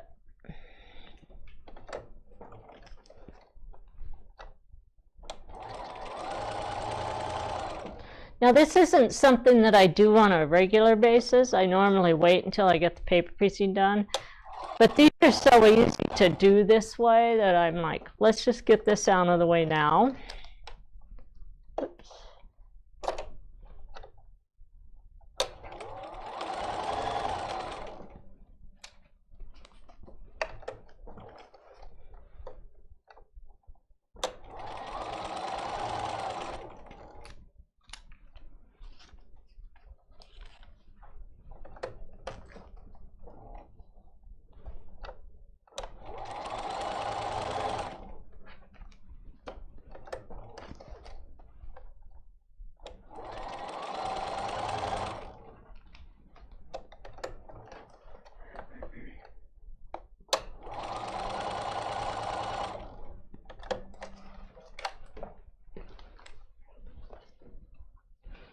So now I'm just going to take and cut. I'm going to use a rotary cutter because my little scissors are gone. I took all my tools on my trip with me, and I didn't get them all quite back in on my table.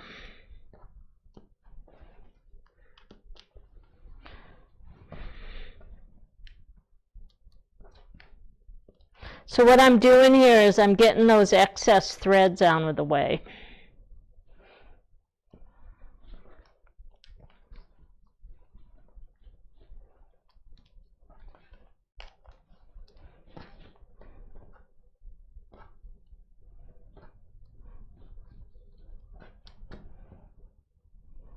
All right. So now I have, this is my 8, this is my 6, these are 4s, and these are 2s. And now we're going to take these, we're going to turn them with number 8 on the top, and we're going to start the fold back and trim process. Okay. So we're going to fold on line 1, put the add a quarter, and trim. And we're just going to work through this really fast because this is what I want you guys to get in the habit of doing. I noticed that I turned those so that they're at the same angle as my add a quarter and my fold template and what my hand wants to cut. That way I don't have to keep turning them in the right position.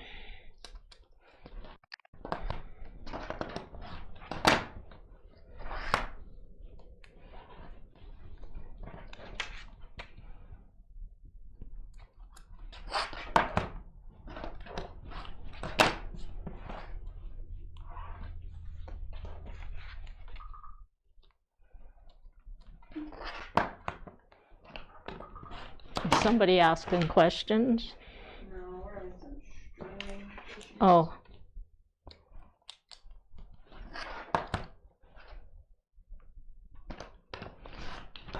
Are you guys able to see us? YouTube is still good. Oh, okay.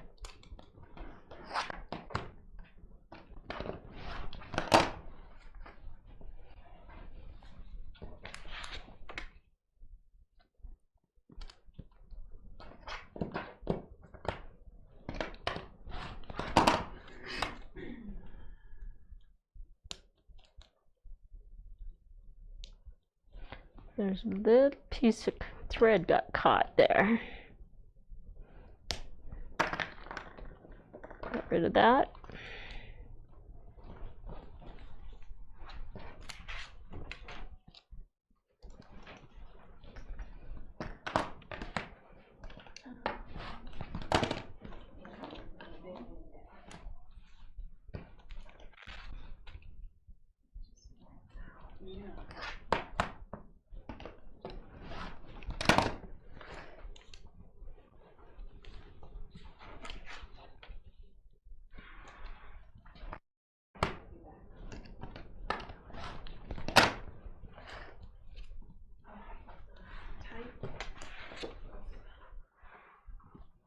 YouTube is running behind.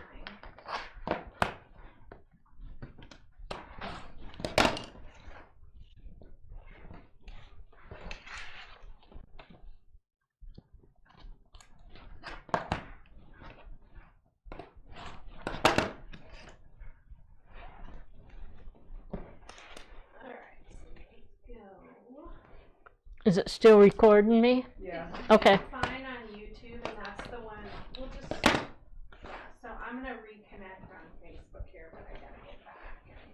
All right, they're going to take care of some stuff here, but you guys can still see me on YouTube, and the recording's still going. All right. So basically what we did is we just trimmed this here. And that put the D2 pieces on the top. So now I'm just going to pick up these. And these are really tiny little pieces. So it's actually easier to actually touch this with the glue and then place this in position. Okay? So as I pick these up, I'm going to touch them with the glue right along the edge and position it.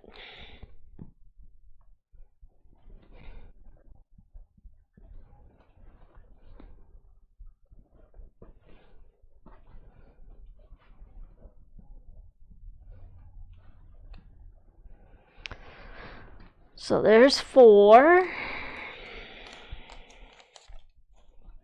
Here's the next 4.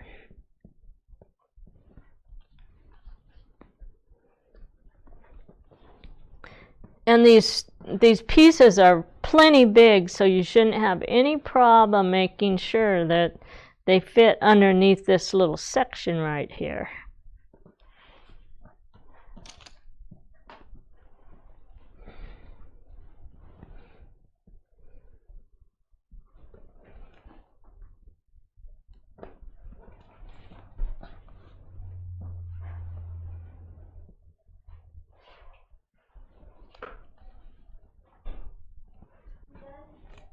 Okay, everybody.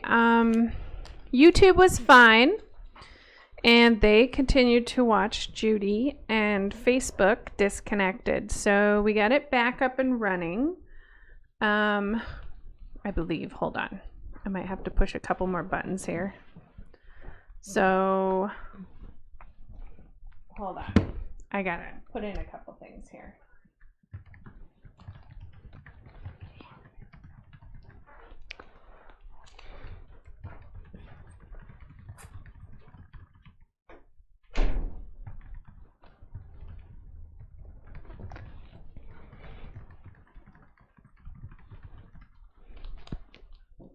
That was my husband. I was just telling him to be quiet.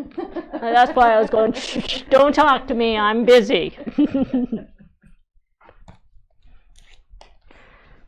Because the door got left open when the dog walked through. Our dog knows how to open doors.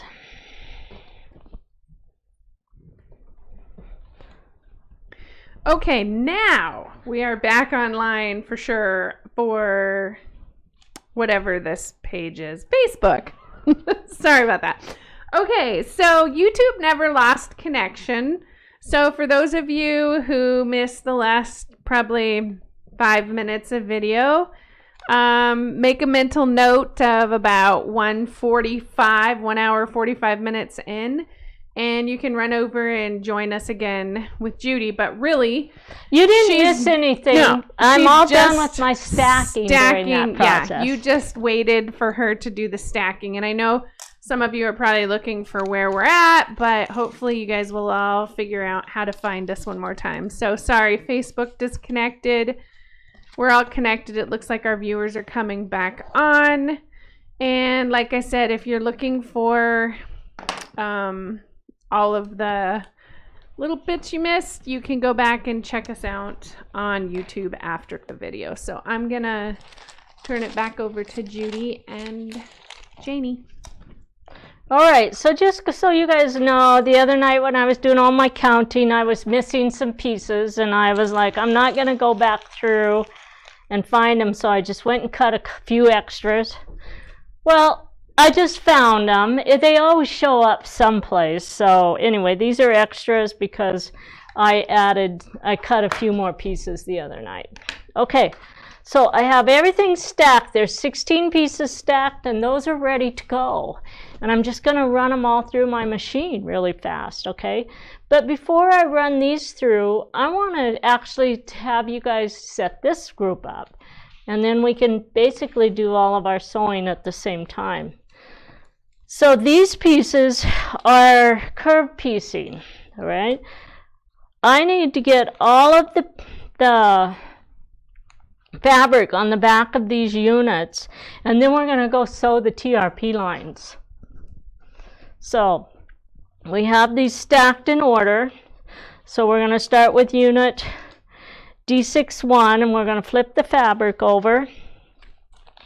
And you're going to notice again that some of these you have a lot of excess on there. It's just because of the way the curved piecing comes together, and you just end up with a little more excess. It's just like anytime you work with curves, there's a lot of waste because you always have to cut off that part of the curve. So there's really nothing anybody can do about it. It's just curved piecing. Has your fabric, you have a lot more waste with curved piecing. So I'm just going to stack all of these pieces just like I did the other ones. So we're going to go through all 16 of them.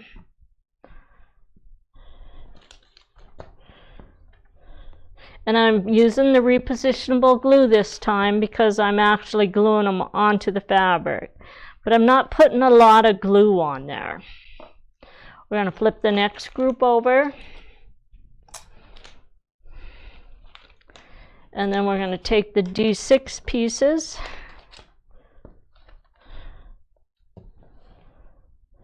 And we're going to stack those.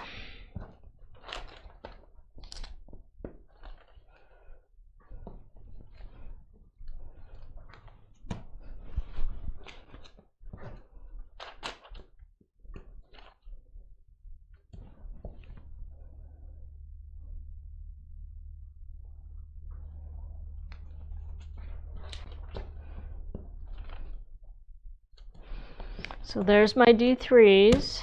Now we do the D5 units.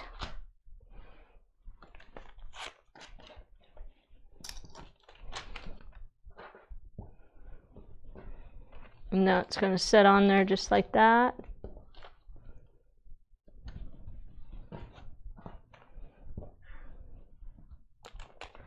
Now, if you guys are working on a flat surface and your machine is set into a flat table, you don't even have to use the glue on these. You can actually place this paper in there and run those TRP lines through.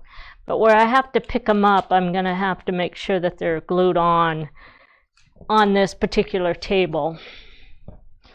When I did mine at my flat machine, my big sewing table, I didn't have to put the glue on these because I could just slide them through really easy.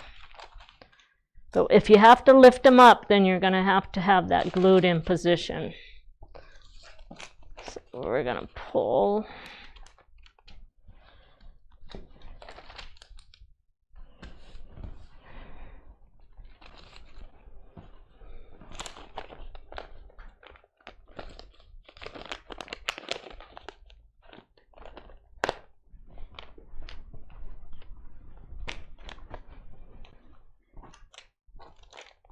And I'm going to try doing this without gluing just to see if I can show you guys how I did that. Let's see if it works on these last 4 pieces. So basically what I was doing, if I look at this, I have a TRP line here, one here. And then if you're doing the machine applique, you have a AGL line on this one too. So what I'm going to do is pick each one of these up and I'm going to sew TRP and TRP without gluing and see if it'll stay on my table, because that might save a little bit of extra time.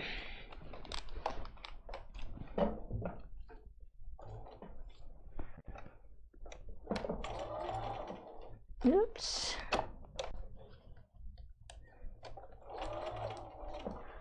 I must have something caught on there. It's not wanting to sew. So let's clean this up and see why it's not sewing.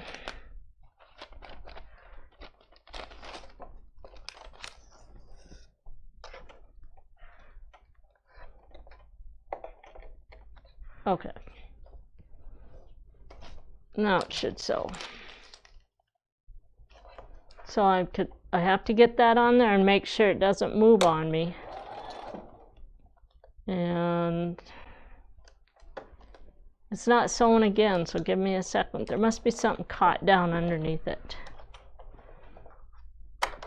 And I'm going to check to make sure I don't have glue on the back. And I do have some glue on the back of it. So we're going to take our Quiltworx wipes. And I'm almost empty, so I have to reach down. And I'm going to clean the bottom of my foot because there's a little bit of glue on there, so it's not wanting to track for me.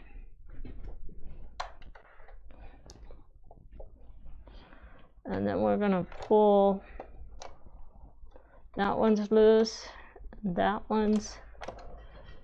I'm going to check that bottom.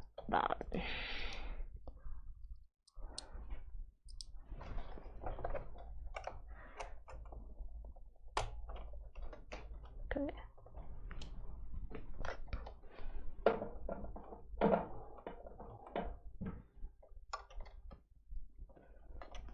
All right, so now we're going to do this again and see if we can make it work.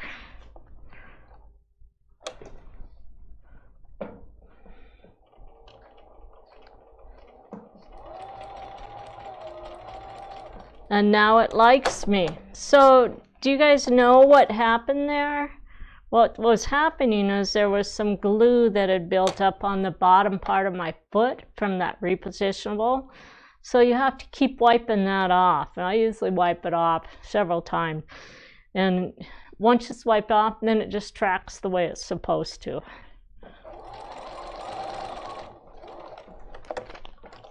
And I want my foot to land up so that when I do the TRP lines, okay, so you're going to want to take and cut those threads off before we sew. And I'm going to try to get this down to where I'm only going to do 8 pieces instead of the 16. All right.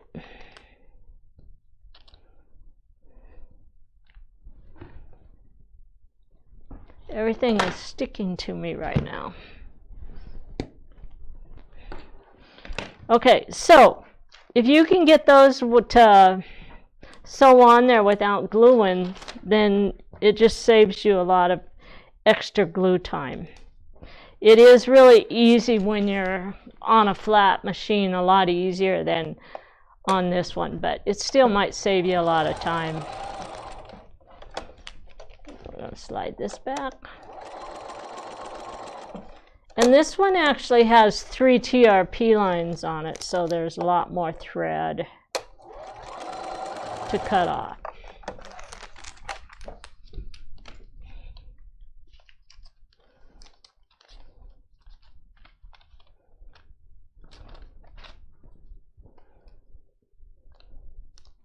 And if you're wondering why I have all those TRP lines, it's because in the curved piecing, it actually places your pieces exactly where they need to be. So there's 1, 2, 3. Oh, there's my other piece. I'm like, I'm missing a piece.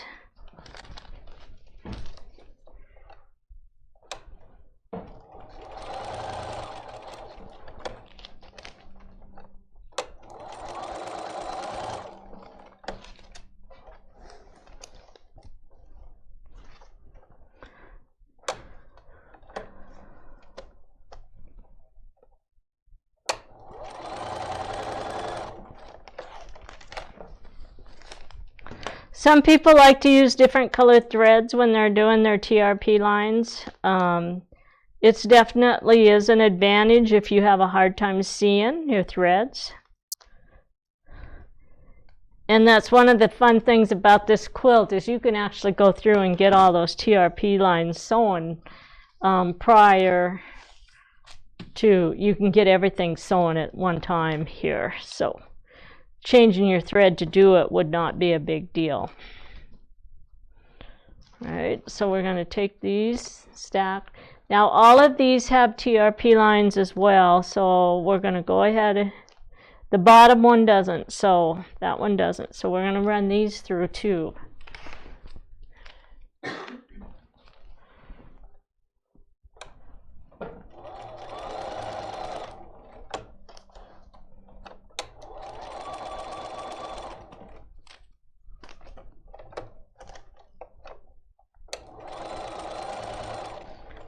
And I chain my TRP lines just like I do my paper piecing.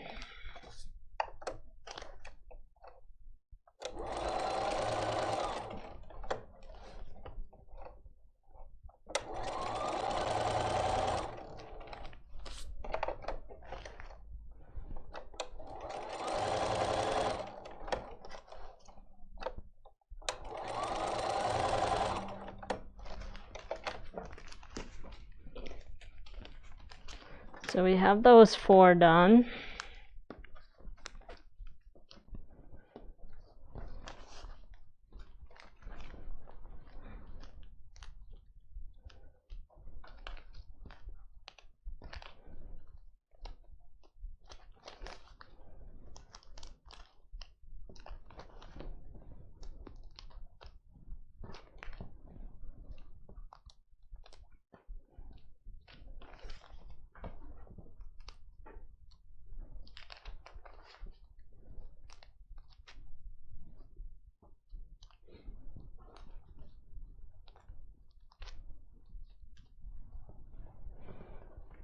Now we're going to do these.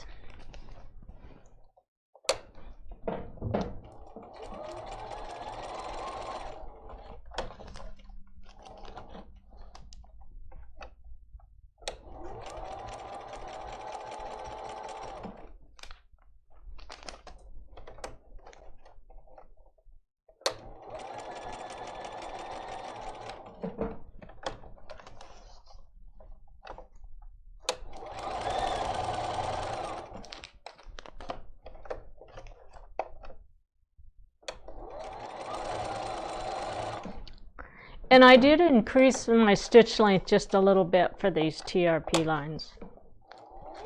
So I'm setting at about a 2.8 on this particular fabric because it's a real loose weave. And if I sew them too tight, I can't pick them out without pulling the thread. Okay, so we got those TRP lines done.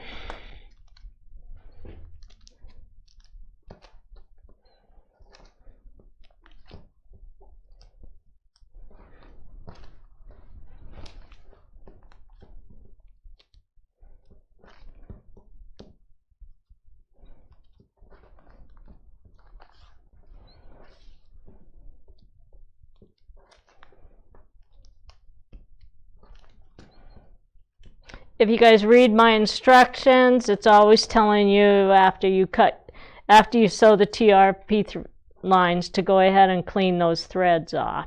All right, so we have the TRP lines on all these units. Now we have to sew the basting line because the only paper piecing on here is actually just the curved piecing. So we're going to go through, we're going to stack these all in order. We have 5 and 3 and 1, and we're going to sew the basting lines, okay? And I'm going to back off here, and I'm going to do just 2 of every one, and that'll be enough for you guys to see what I'm doing. 1, 2, we'll pull those 2 out. Then we'll go 1, 2. And then we'll go 1, 2. Okay. And so we'll get the basting lines sewn on these pieces right here.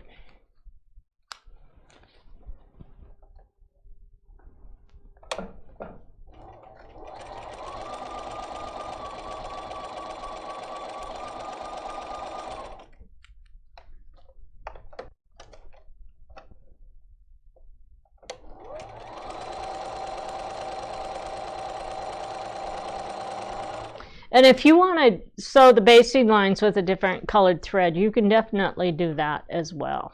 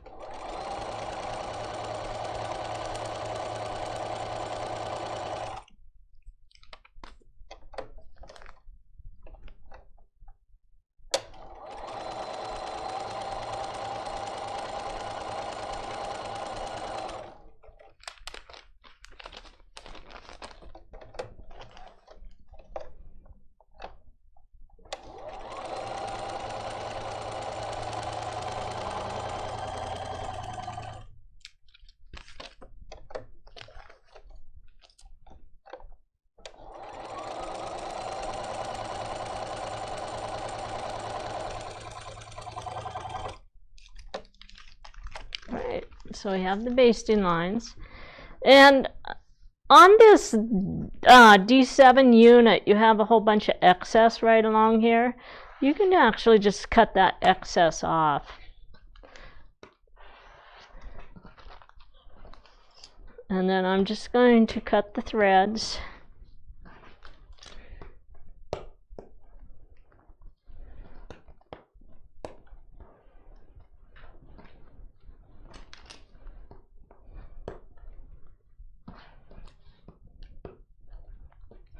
Okay, before I do the next step, I'm going to hit these with an iron. So since I've sewn those basting stitch, my fabric's kind of wanting to gather just a touch. So I'm just going to hit it with an iron, each one of these pieces.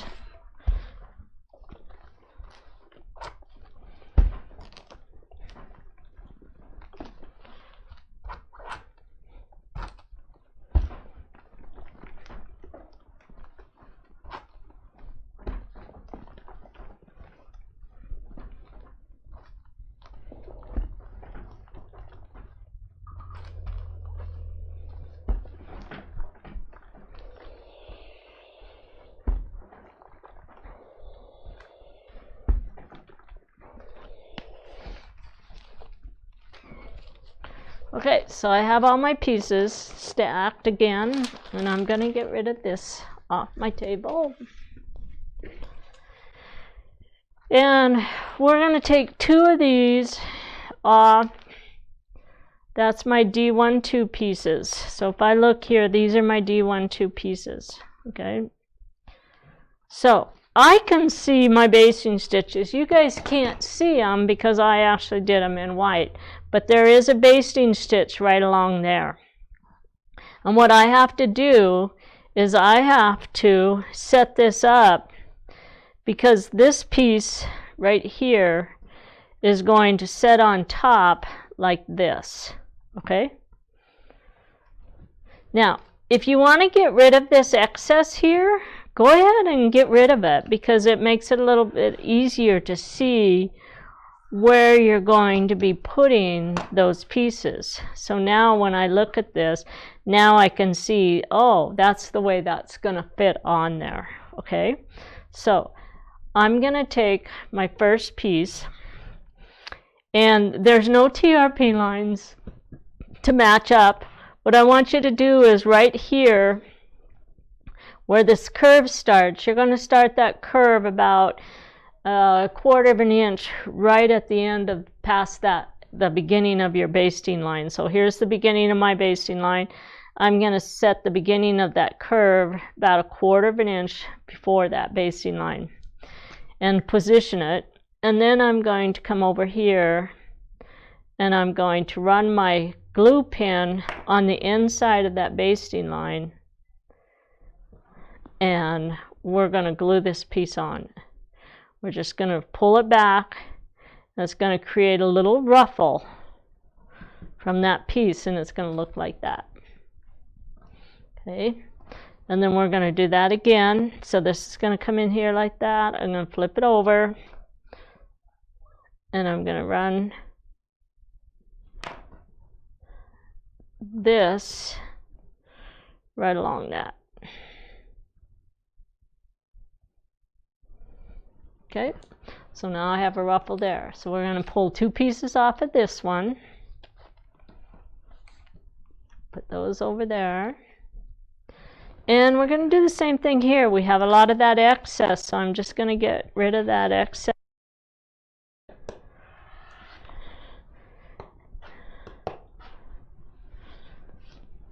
And now when I flip it over, I can see that these are going to fit on here like this. Okay, and this is the one that was a little bit skinny, but I think it's going to fit, so I'm not going to replace it. So we're going to take this,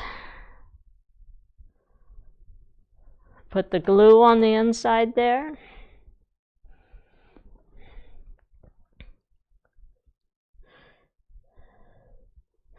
and we're gluing the raw edge of the inside curve up against that basting stitch.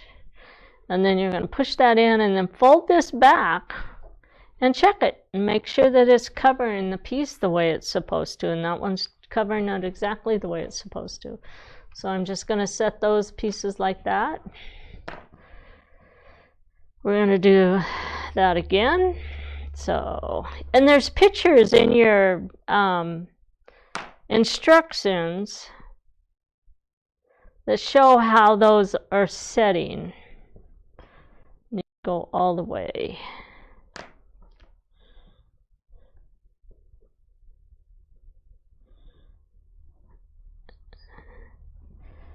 And we're good. So I have it kind of roughly on top. Put that piece on. We're going to pull 2 off of this one. And then I'm going to look at this, and I'm going to do the same thing. I'm going to clean that off.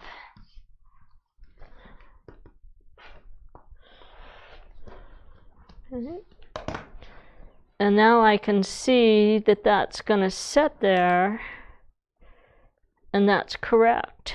Okay, so we're going to take our first piece. Let's put the glue in place. Flip this over. So it's going to start looking like that, and then we're just going to grab and glue the raw edge of the curve along the basting line. And you can see that the ruffles are getting bigger as we get all of these pieces on.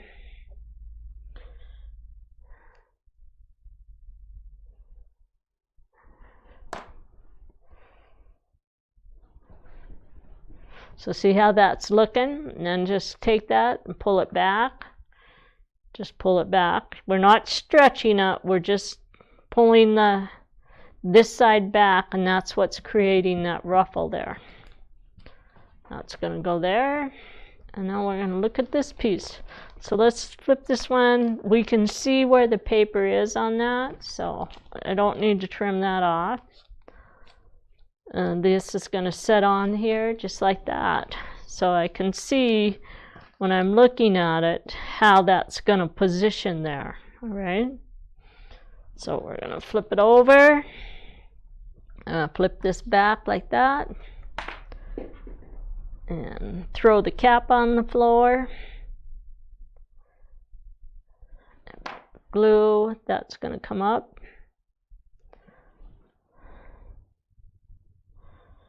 And on went the big one. The big one was the one I had to pay a little bit more attention to, and I had to double check to make sure that when I folded it back it was covering, because you can get it way too far this way and see it's covering, so I'm in good shape there. So I'm going to leave that, and I'm going to check this one. I want it to be about like that.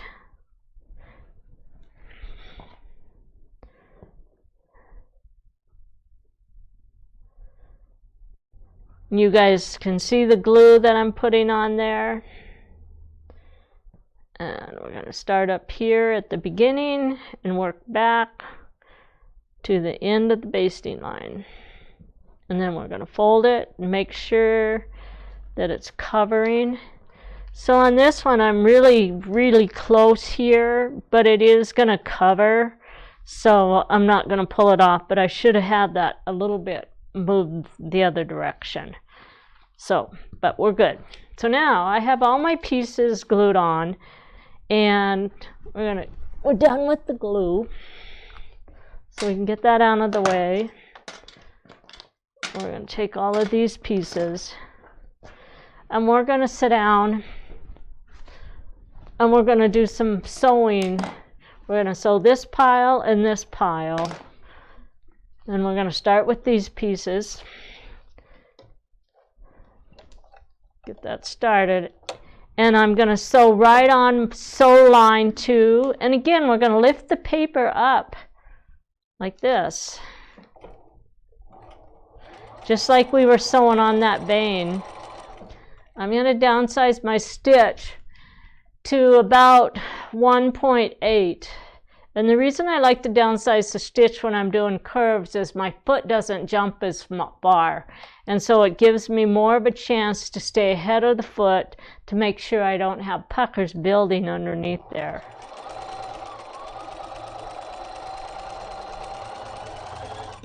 The tinier stitch also makes for a smoother curved seam as well. So when I'm done there, we're going to move the next one in position, and we're going to start sewing. Once I get it sewn, then I can lift and run my finger right on this sew line to make sure there's not puckers under there.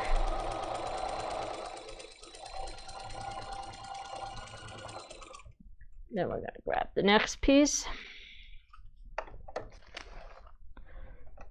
Let's move that line, get that aligned properly. So right in here I can feel just a little tiny pucker, so I'm going to just, when I get close to that, I'm going to pull the fabric back just a little bit.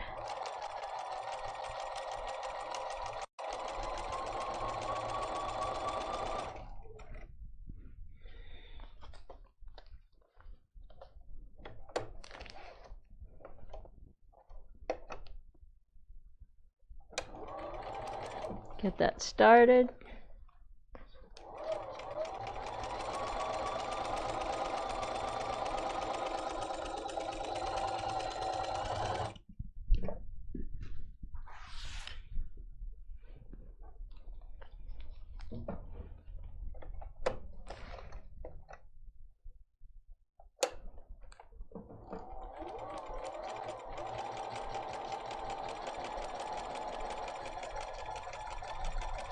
Jeannie, what time is it?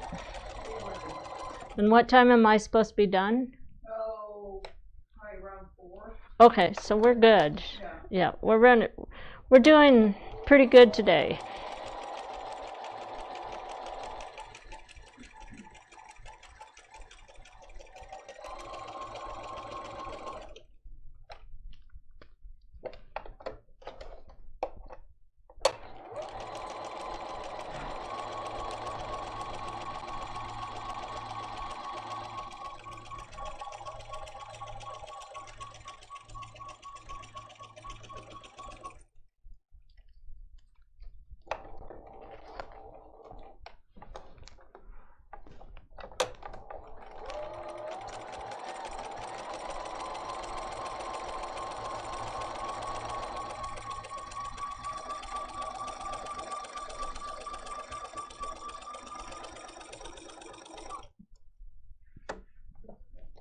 Okay, so that's all of the curved piecing for these units.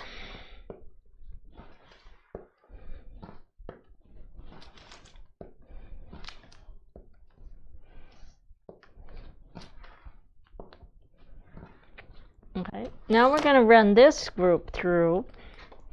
We're going to open up the paper and we're going to complete these.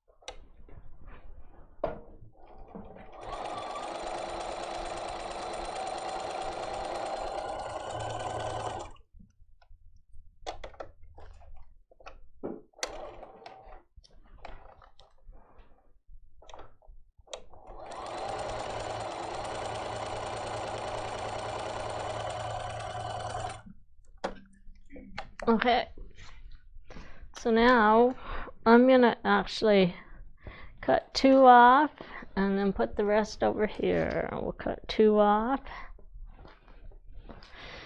Put these 2 over here. 1, 2. These 2 over here. 1, 2, and these 2 over here. Okay, so we're going to go to the ironing board again. We're going to press all of these open, and then we're going to get all of these pressed, and we're going to go through the trimming and show you basically we're done with the sewing process here as far as the unit pieces are. So let's go to the iron. And these are pretty tiny little pieces, so you're probably going to have better luck if you put a little bit of starch on those seams. And then you can press them open with your finger and then hit them with the iron.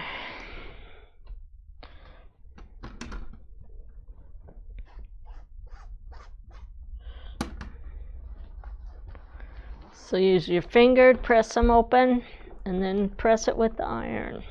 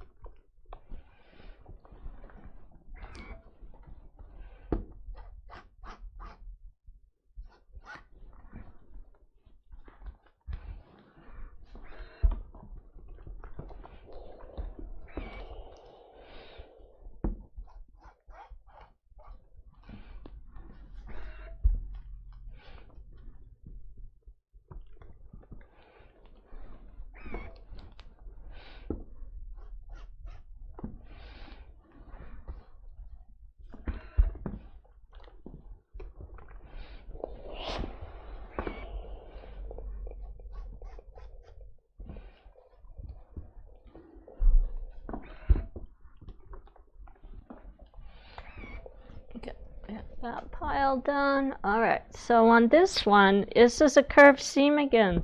So this one, we're going to put the starch right along the inside curve on the top.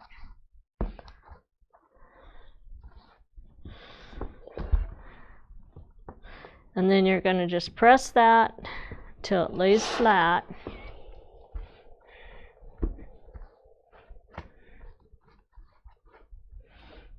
And I put that starch right in that seam line.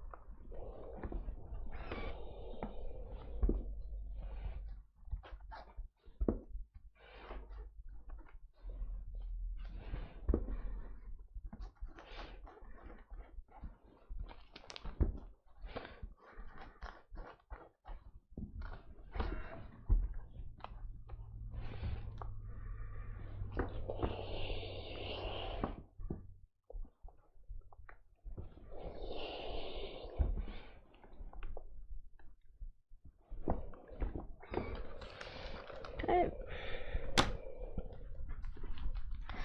So we have our pieces. Put those 2 pieces together. These, and there's the second one of those. And these, so we're going to start with the straight line trimming. So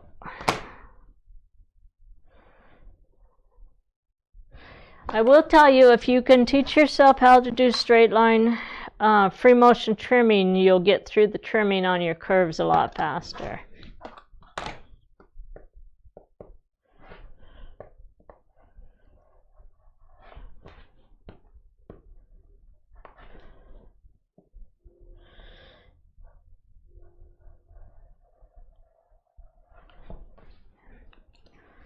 If you can't, then just go through and get straight lines taken care of.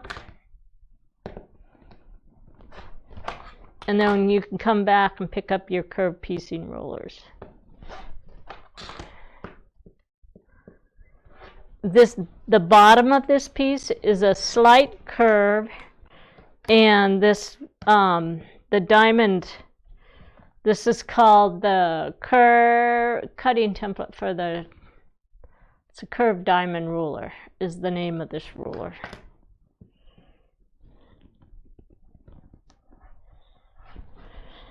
And the reason it's called a curved diamond ruler is because it's for we designed it to go with the dinner plate dahlia pattern.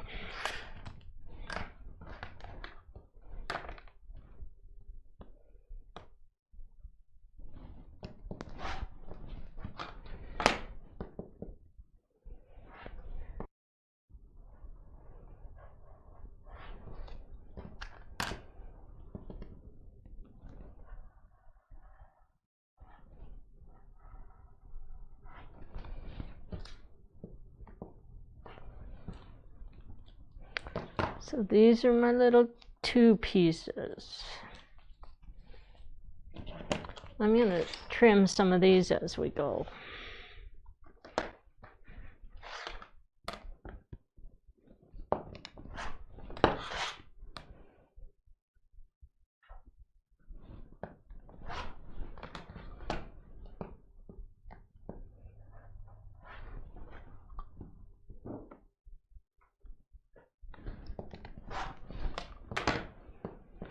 So on this piece we have 2 edges that are actually 3 sides that are straight and 2 curved edges, and then it fits just like this.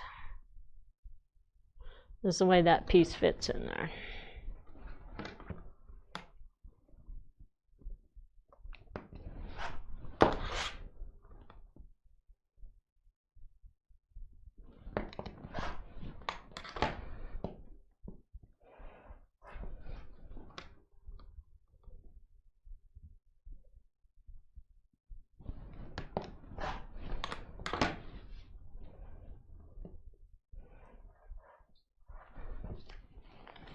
That little piece goes there, and then we're gonna,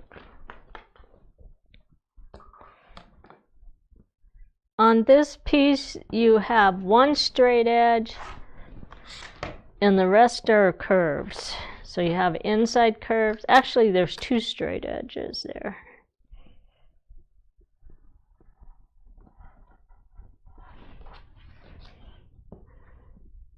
The bottom has a slight curve to it.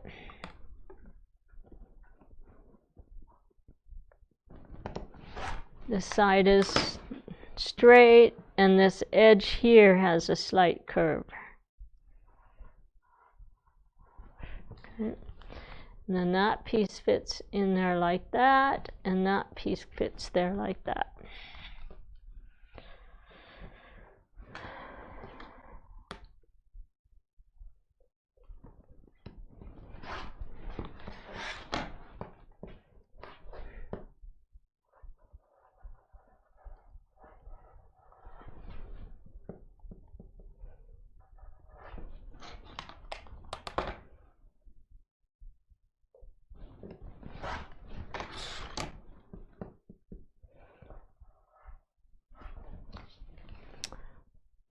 There.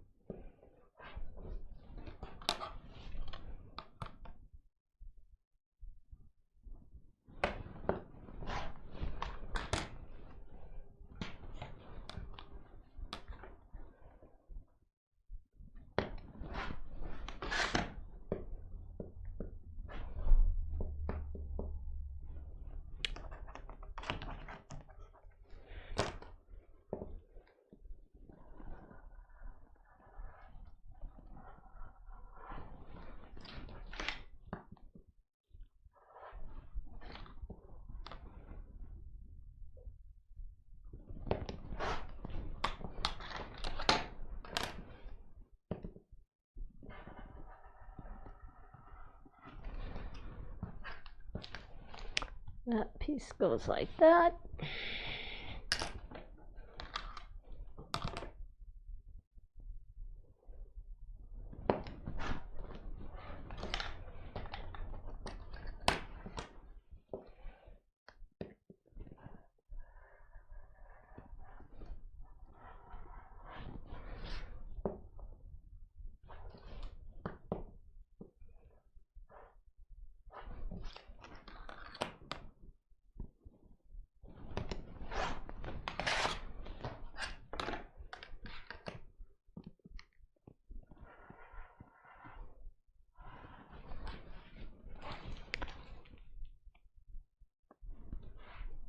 So if you guys have your rulers here, you're going to find that the trimming can be a lot easier with those rulers, and it will go faster.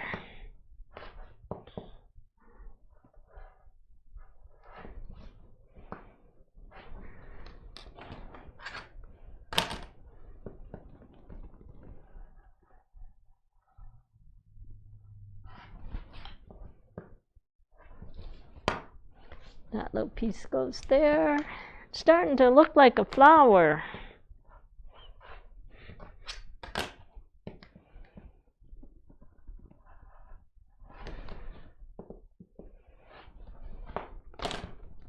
Notice I'm also cutting all of my smart corners right at the moment too, so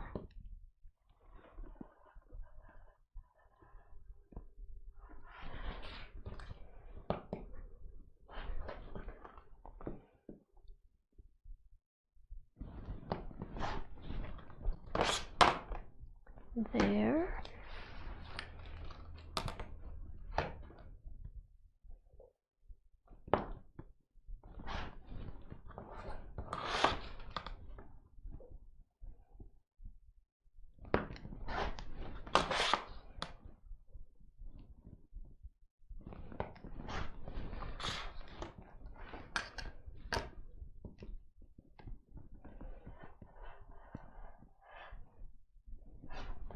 So one of the nice things about sewing your TRP lines before you actually do your curved piecing is that when you trim, you're cutting all of the edges off.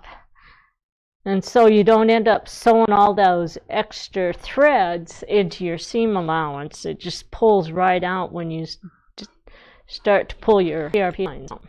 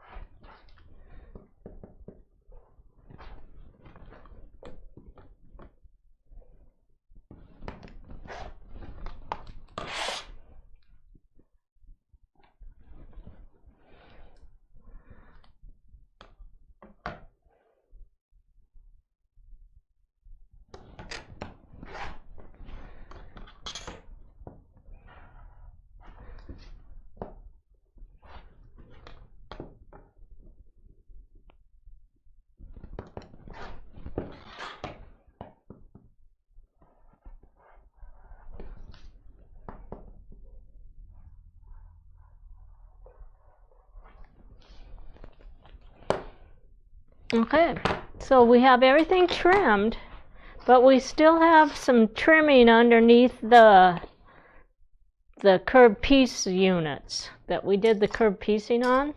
So we're going to get rid of all of this fabric here.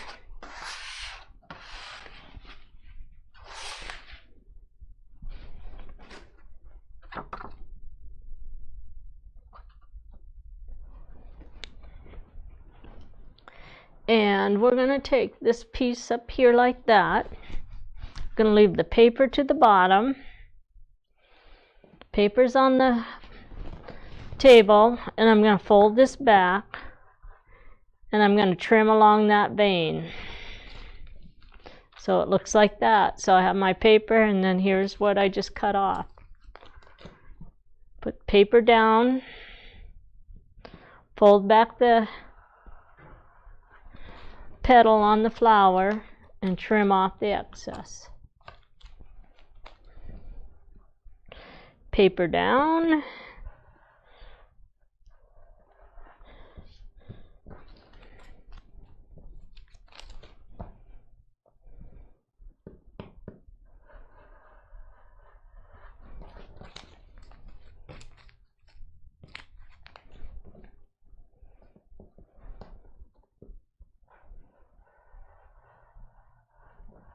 And remember, I'm trimming on the basting lines so that all my basting stitches are being removed at this time.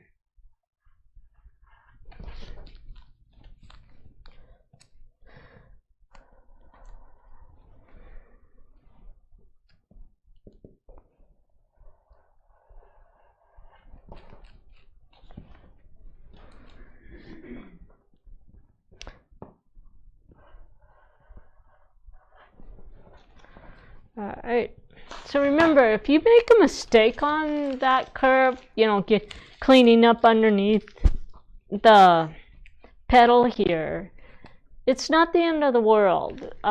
We can get you a new piece of paper if you need it. Chances are you may be able to just reuse the piece that you have because you've already cut it down to the traditional size, and you can actually just sew a new piece on. So there are fixes for making mistakes. It's not the end of the world. We make them all the time. I make them all the time, mostly because I get in a hurry and I don't take time to think through the process. So we have all of our pieces. Now we're going to join these two pieces right here. So I like to remove the paper from this. I'm not going to remove the paper from this piece right here because it's out of the way, and I don't want to forget what pieces are which pieces are which at this point. So I'm just going to remove the paper from the little ones, and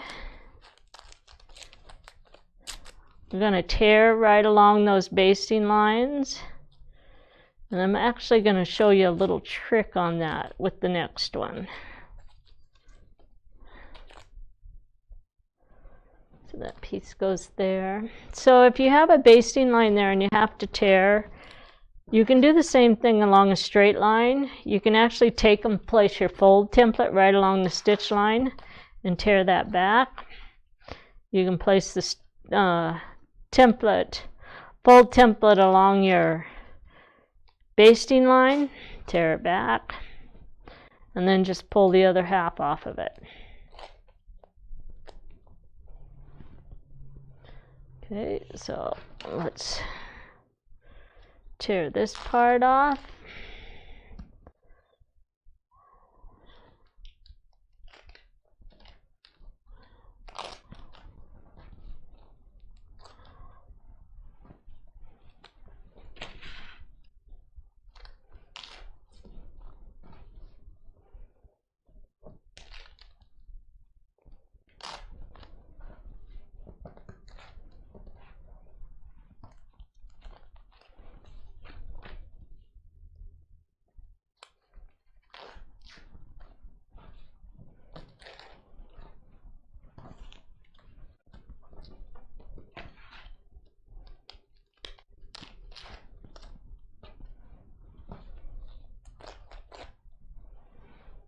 Alright, so we have all those done. Now we're going to get our glue and we're going to assemble these.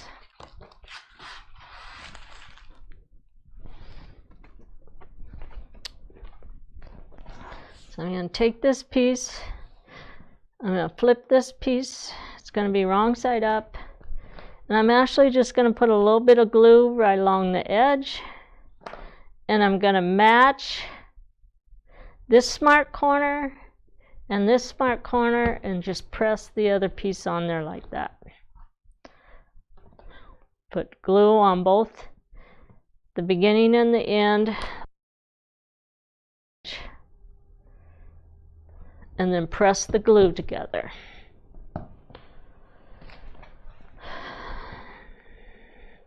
So these pieces go like this.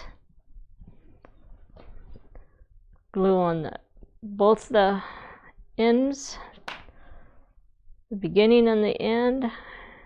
Match the beginning and the end, and then you push the rest of it together. If you just start sewing on these, this is all bias and it's going to stretch.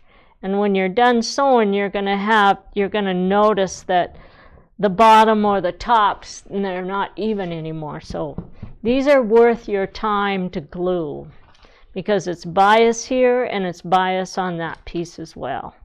And if you glue, then those pieces are going to feed through under your pressure foot, in between the pressure foot and the feed dogs, evenly as if it's one piece of fabric, and it won't stretch.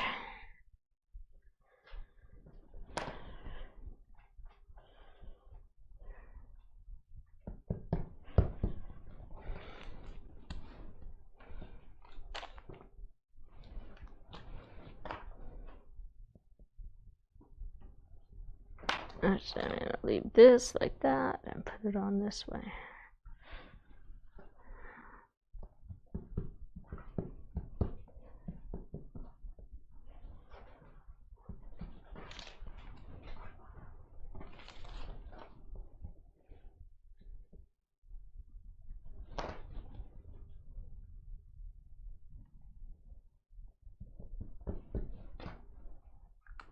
Okay.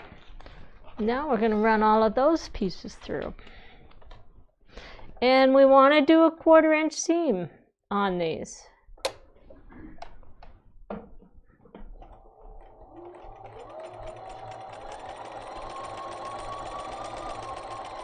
And there's no paper underneath this, so you can go back to your traditional stitching size at this point. Especially where we're working with the bias, you might want that stitch to be up where you would normally sew if you weren't doing paper piecing.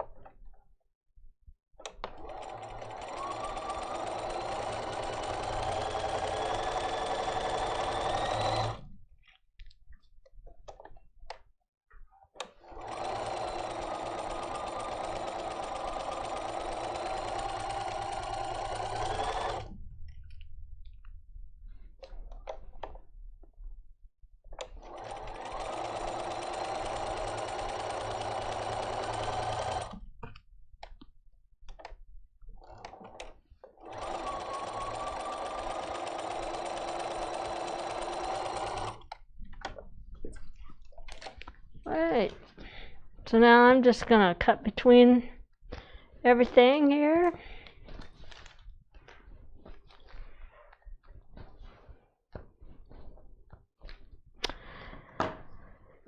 And we are actually going to press. Now, the instructions actually tell you to press in towards this, and you can.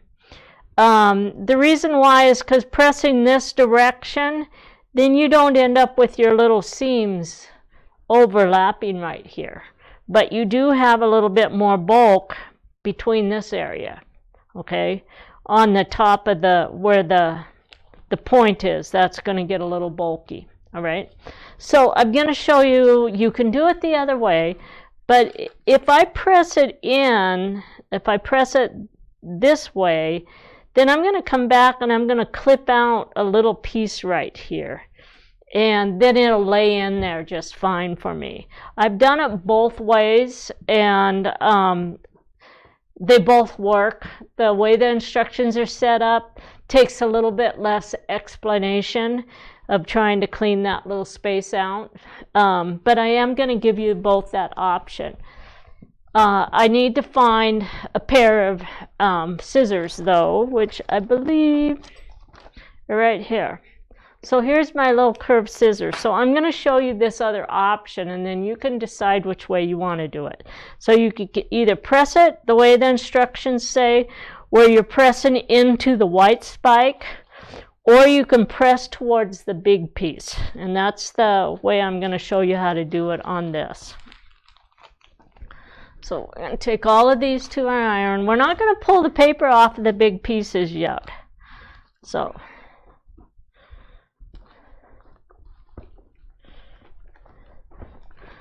I'm just going to get those to press.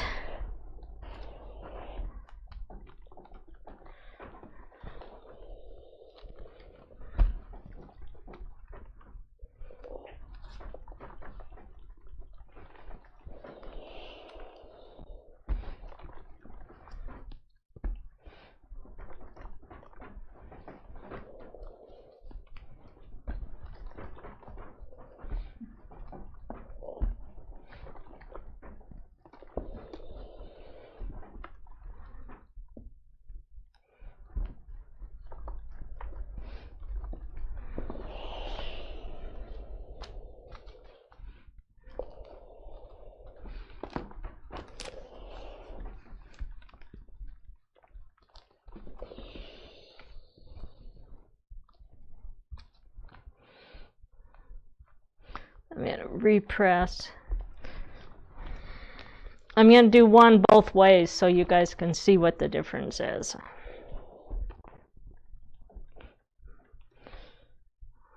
So that one we're pressing in.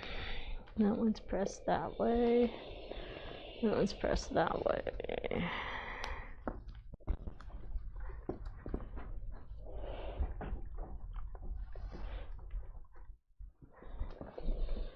And this one is pressed this way.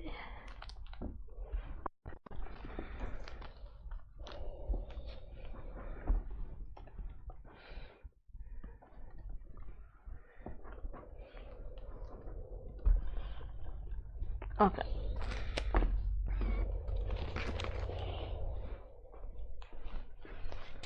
Okay, so this stack here got a little bit of stuff on there. This stack is pressed the way the instructions tell us to press it, okay? Where we're pressed in towards the little spike, okay? So you get a little bit of bulk right here. One of the things you can do is you can take and put a little bit of glue on that, and that will actually hold that flat for you, keep that seam from flipping. Because it has a tendency to want to flip back the other way. That one I pressed the other direction, so I'm gonna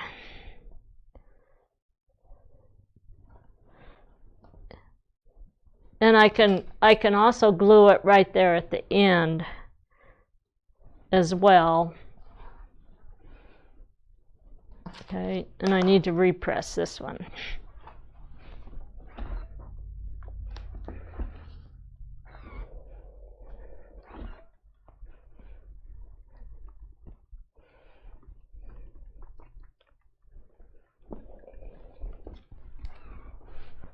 Okay, so I'm going to put a little bit of glue right here at the top, and then right at the point I'm going to put just a little bit of glue. And that keeps those pieces, and they sit there like that. So all of my seams are pressed into the spike. Now, one of the nice things about that is if you're doing machine quilting, you want to go in the ditch, you've got everything pressed in towards the inside, right? On this one I press the other way, and so we're going to take this and line these up like that. And so what this does is this seam presses into where my paper is. Okay. The problem with this is you're going to find that it might overlap here where those two seams. So on this one you can actually just come in with your curved scissors and you can clip that right there to get that so it doesn't overlap. So just take it in there and just clip a little bit of that out. And now you don't have the bulk that you would normally have from the under the point, and you won't have bulk here either. So as you get to the smaller pieces, you have to clip a little bit more out, but now I don't have two overlapping seams, right? So you guys can pick and choose which way you prefer to do this. As you get to the smaller pieces, you're going to be cleaning out more of that bulk right there, right? And there we go. Now, so what time do we have? Where are we set in time-wise? 3:48. 3:48? Yeah.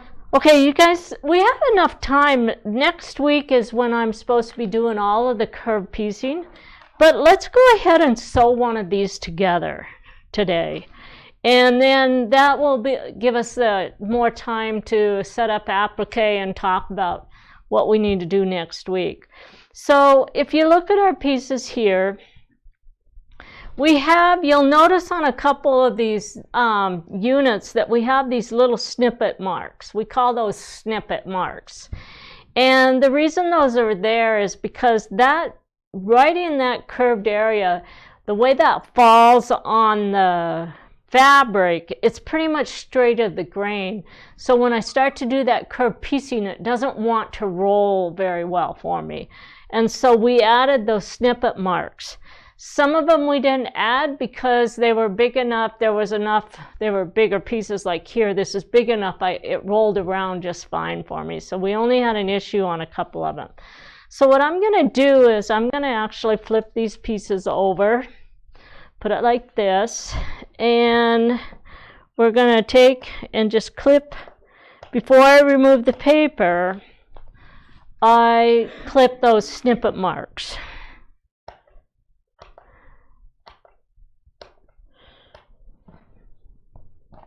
Okay, so now I'm going to sew this piece onto here, this one onto here, and this one onto here. Okay, notice that I don't have this piece squared up, and so the piece that goes here is that T template, and we're going to go over that next week. Okay, so we're not even going to sew the T template onto this today. So I'm going to take this piece right here, and I'm going to remove the paper now because I don't want any paper underneath this. So we're going to take that paper off, and then we're going to pull this off.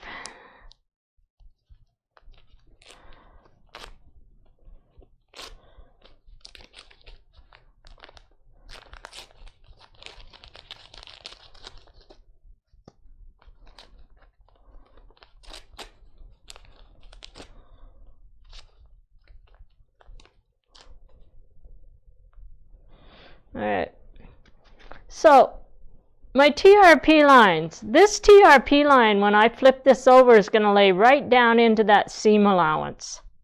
And that's why that TRP line is there, so you know exactly where you have to place that. So I'm going to place that right now, and I'm going to take and put a flower pin right, and just slip it in there right at that point, okay? Now I'm going to take this, and I'm going to run my glue pin from that down to the beginning there, and then I'm going to roll this piece, and I'm going to match that smart corner, and then we're just going to match the rest of the raw edges, and there's glue on there, so I'm going to glue those pieces together. Okay. And then I'm going to put glue on the other end. And I'm going to match the smart corner and it should be square along that piece. So I have a square corner here where I'm starting and one here, right? Once I get that glued, I can get rid of that pin. So I'm going to show you how I do this with the glue. So this is the glue method. And then I'm going to take this and I'm going to do a curved seam.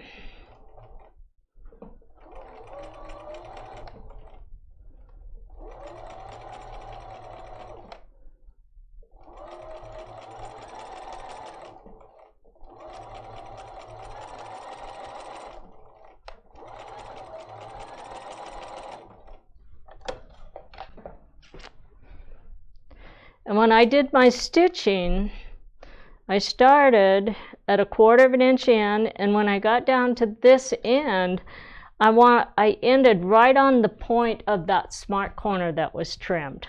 Okay, now we're going to press, and we're going to press this piece so that the seam goes that direction.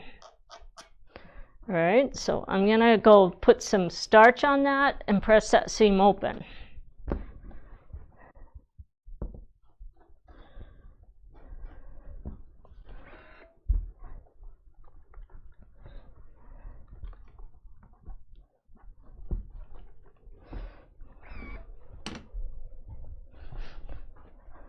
And once I get that done, I'm going to grab my little tweezers right here, and I'm going to grab a hold of that thread where that smart corner, and I'm going to remove it. Okay, now my smart corner, my TRP line's gone. Now we're going to do the next piece. This is going to go on to here. So this one, I have a TRP line that matches right along this curved, and then I have a TRP line on this that matches into that curve because the curve's a bigger one, so we're going to pin in 2 spots. So let's remove the paper.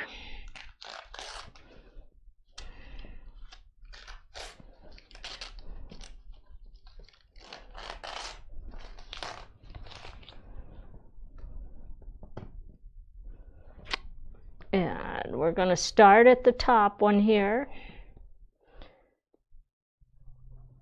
I'm going to put my first pin right here. And I'm not going to pin it very deep, because if I pin it all the way and do a whole bunch of pinning down there, then I won't be able to get this to roll around. So this one, I'm going to roll that curve around and lay it right on that TRP line. And then I'm going to put another pin in there. Just right along the edge there.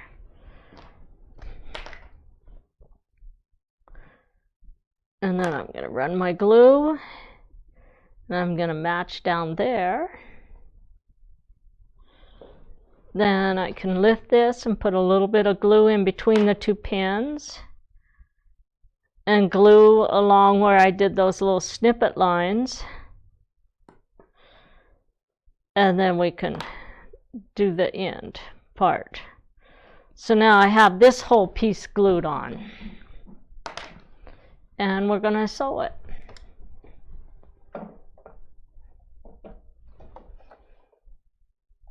I do want to show you a little trick. So we're working with I'll use as a tin. If I actually will put a piece of paper, get it started.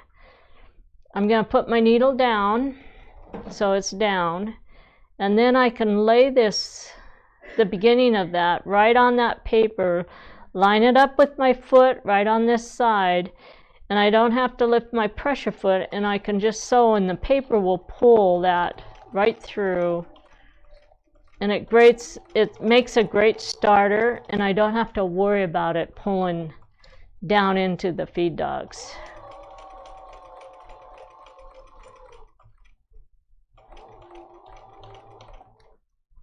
So right in here, it's kind of wanting to pucker a little bit. So what I'm going to do is I'm just going to pull back on the fabric right here and lift my pressure foot just a little, take some pressure off of it, Pull that back, and that'll pull that pucker out of there.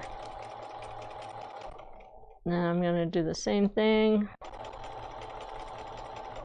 And on here, we end at 1/4 inch. And now I can just take this and tear that paper off right along that seam. Cut my threads.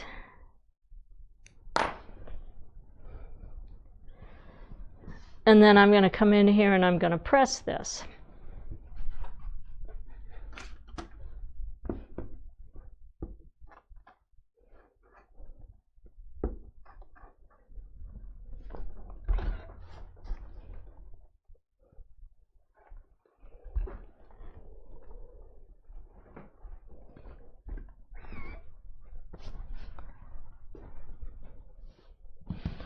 It's laying really nice, so I'm going to come in here. I'm going to lift the first of those TRP lines out right there.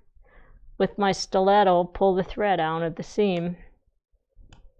And then I'm going to grab my tweezers and pull it out. That way I don't have to sit down and pull a whole bunch of them out all at once. So now this piece is going to sew on here. I'm going to do this piece and I'm not going to pin it. So basically I'm going to show you how to do this curved piecing right at the machine. So we're going to pull the paper off to start with.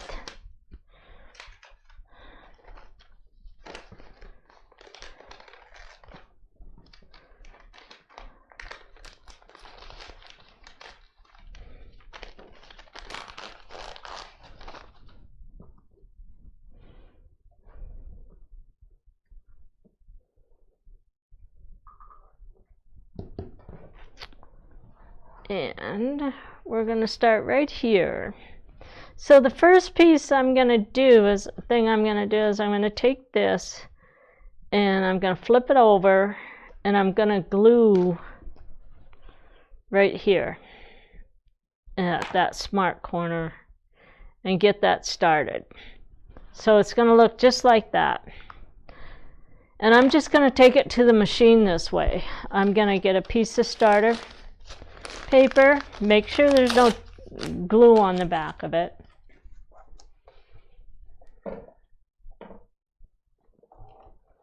And I'm going to start sewing on my paper.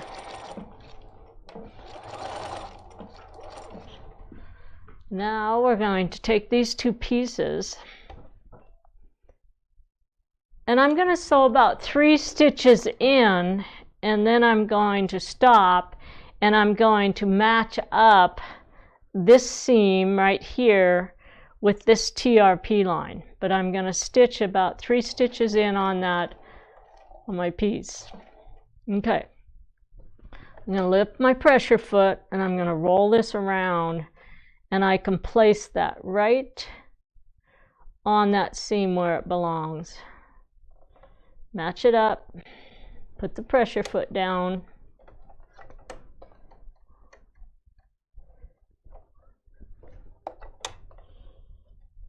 and then I'm going to sew. And then I'm going to stop right at that seam line. Then I'm going to take the next TRP line, which sits right here, and I'm going to lay that right into the seam underneath it.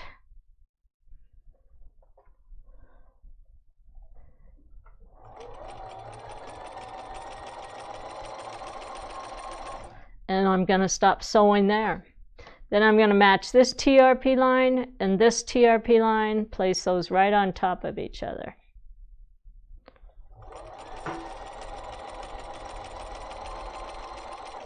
And then I stop at the TRP line, and then I'm going to finish up, and a lot of times I prefer to put a little bit of glue on that end and get those pieces, the edges glued, and then we're going to sew right off the end. So what happens there is you can use the glue, and it works really, really nice, okay?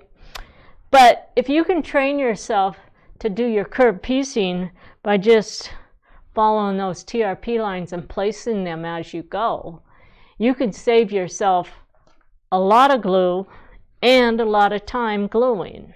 All right, so there's pluses and minuses to every tool we use, and every little trick that we give you, there are pluses and minuses.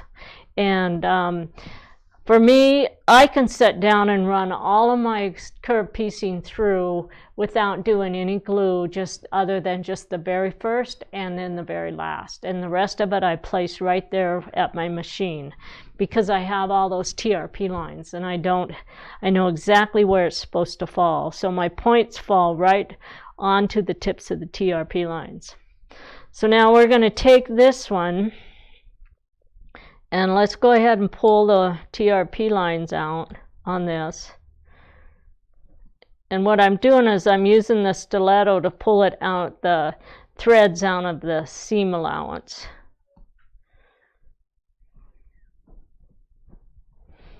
And that one's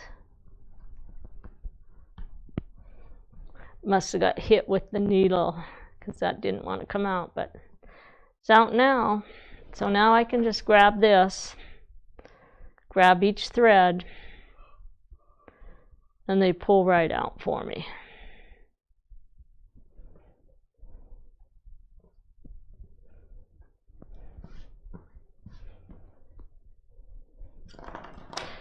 And we'll tear this out of the way, and this, and I'm going to trim my threads. And we're going to press. We're going to use our starch pen right along that curve.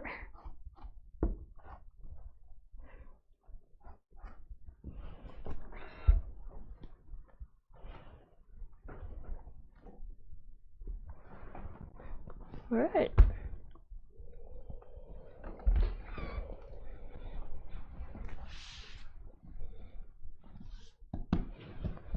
And there's your piece. So this piece will sew on next week. And so that's basically all I'm going to show you today. You guys have a lot of curved piecing to do. And hopefully you'll get some done, so that I can show you how to put them on the wall, and how to assemble the unit pieces, and how to match up the colors. All right. Thank you. You guys have a good weekend. Couple weeks, I guess. We'll see ya. Bye.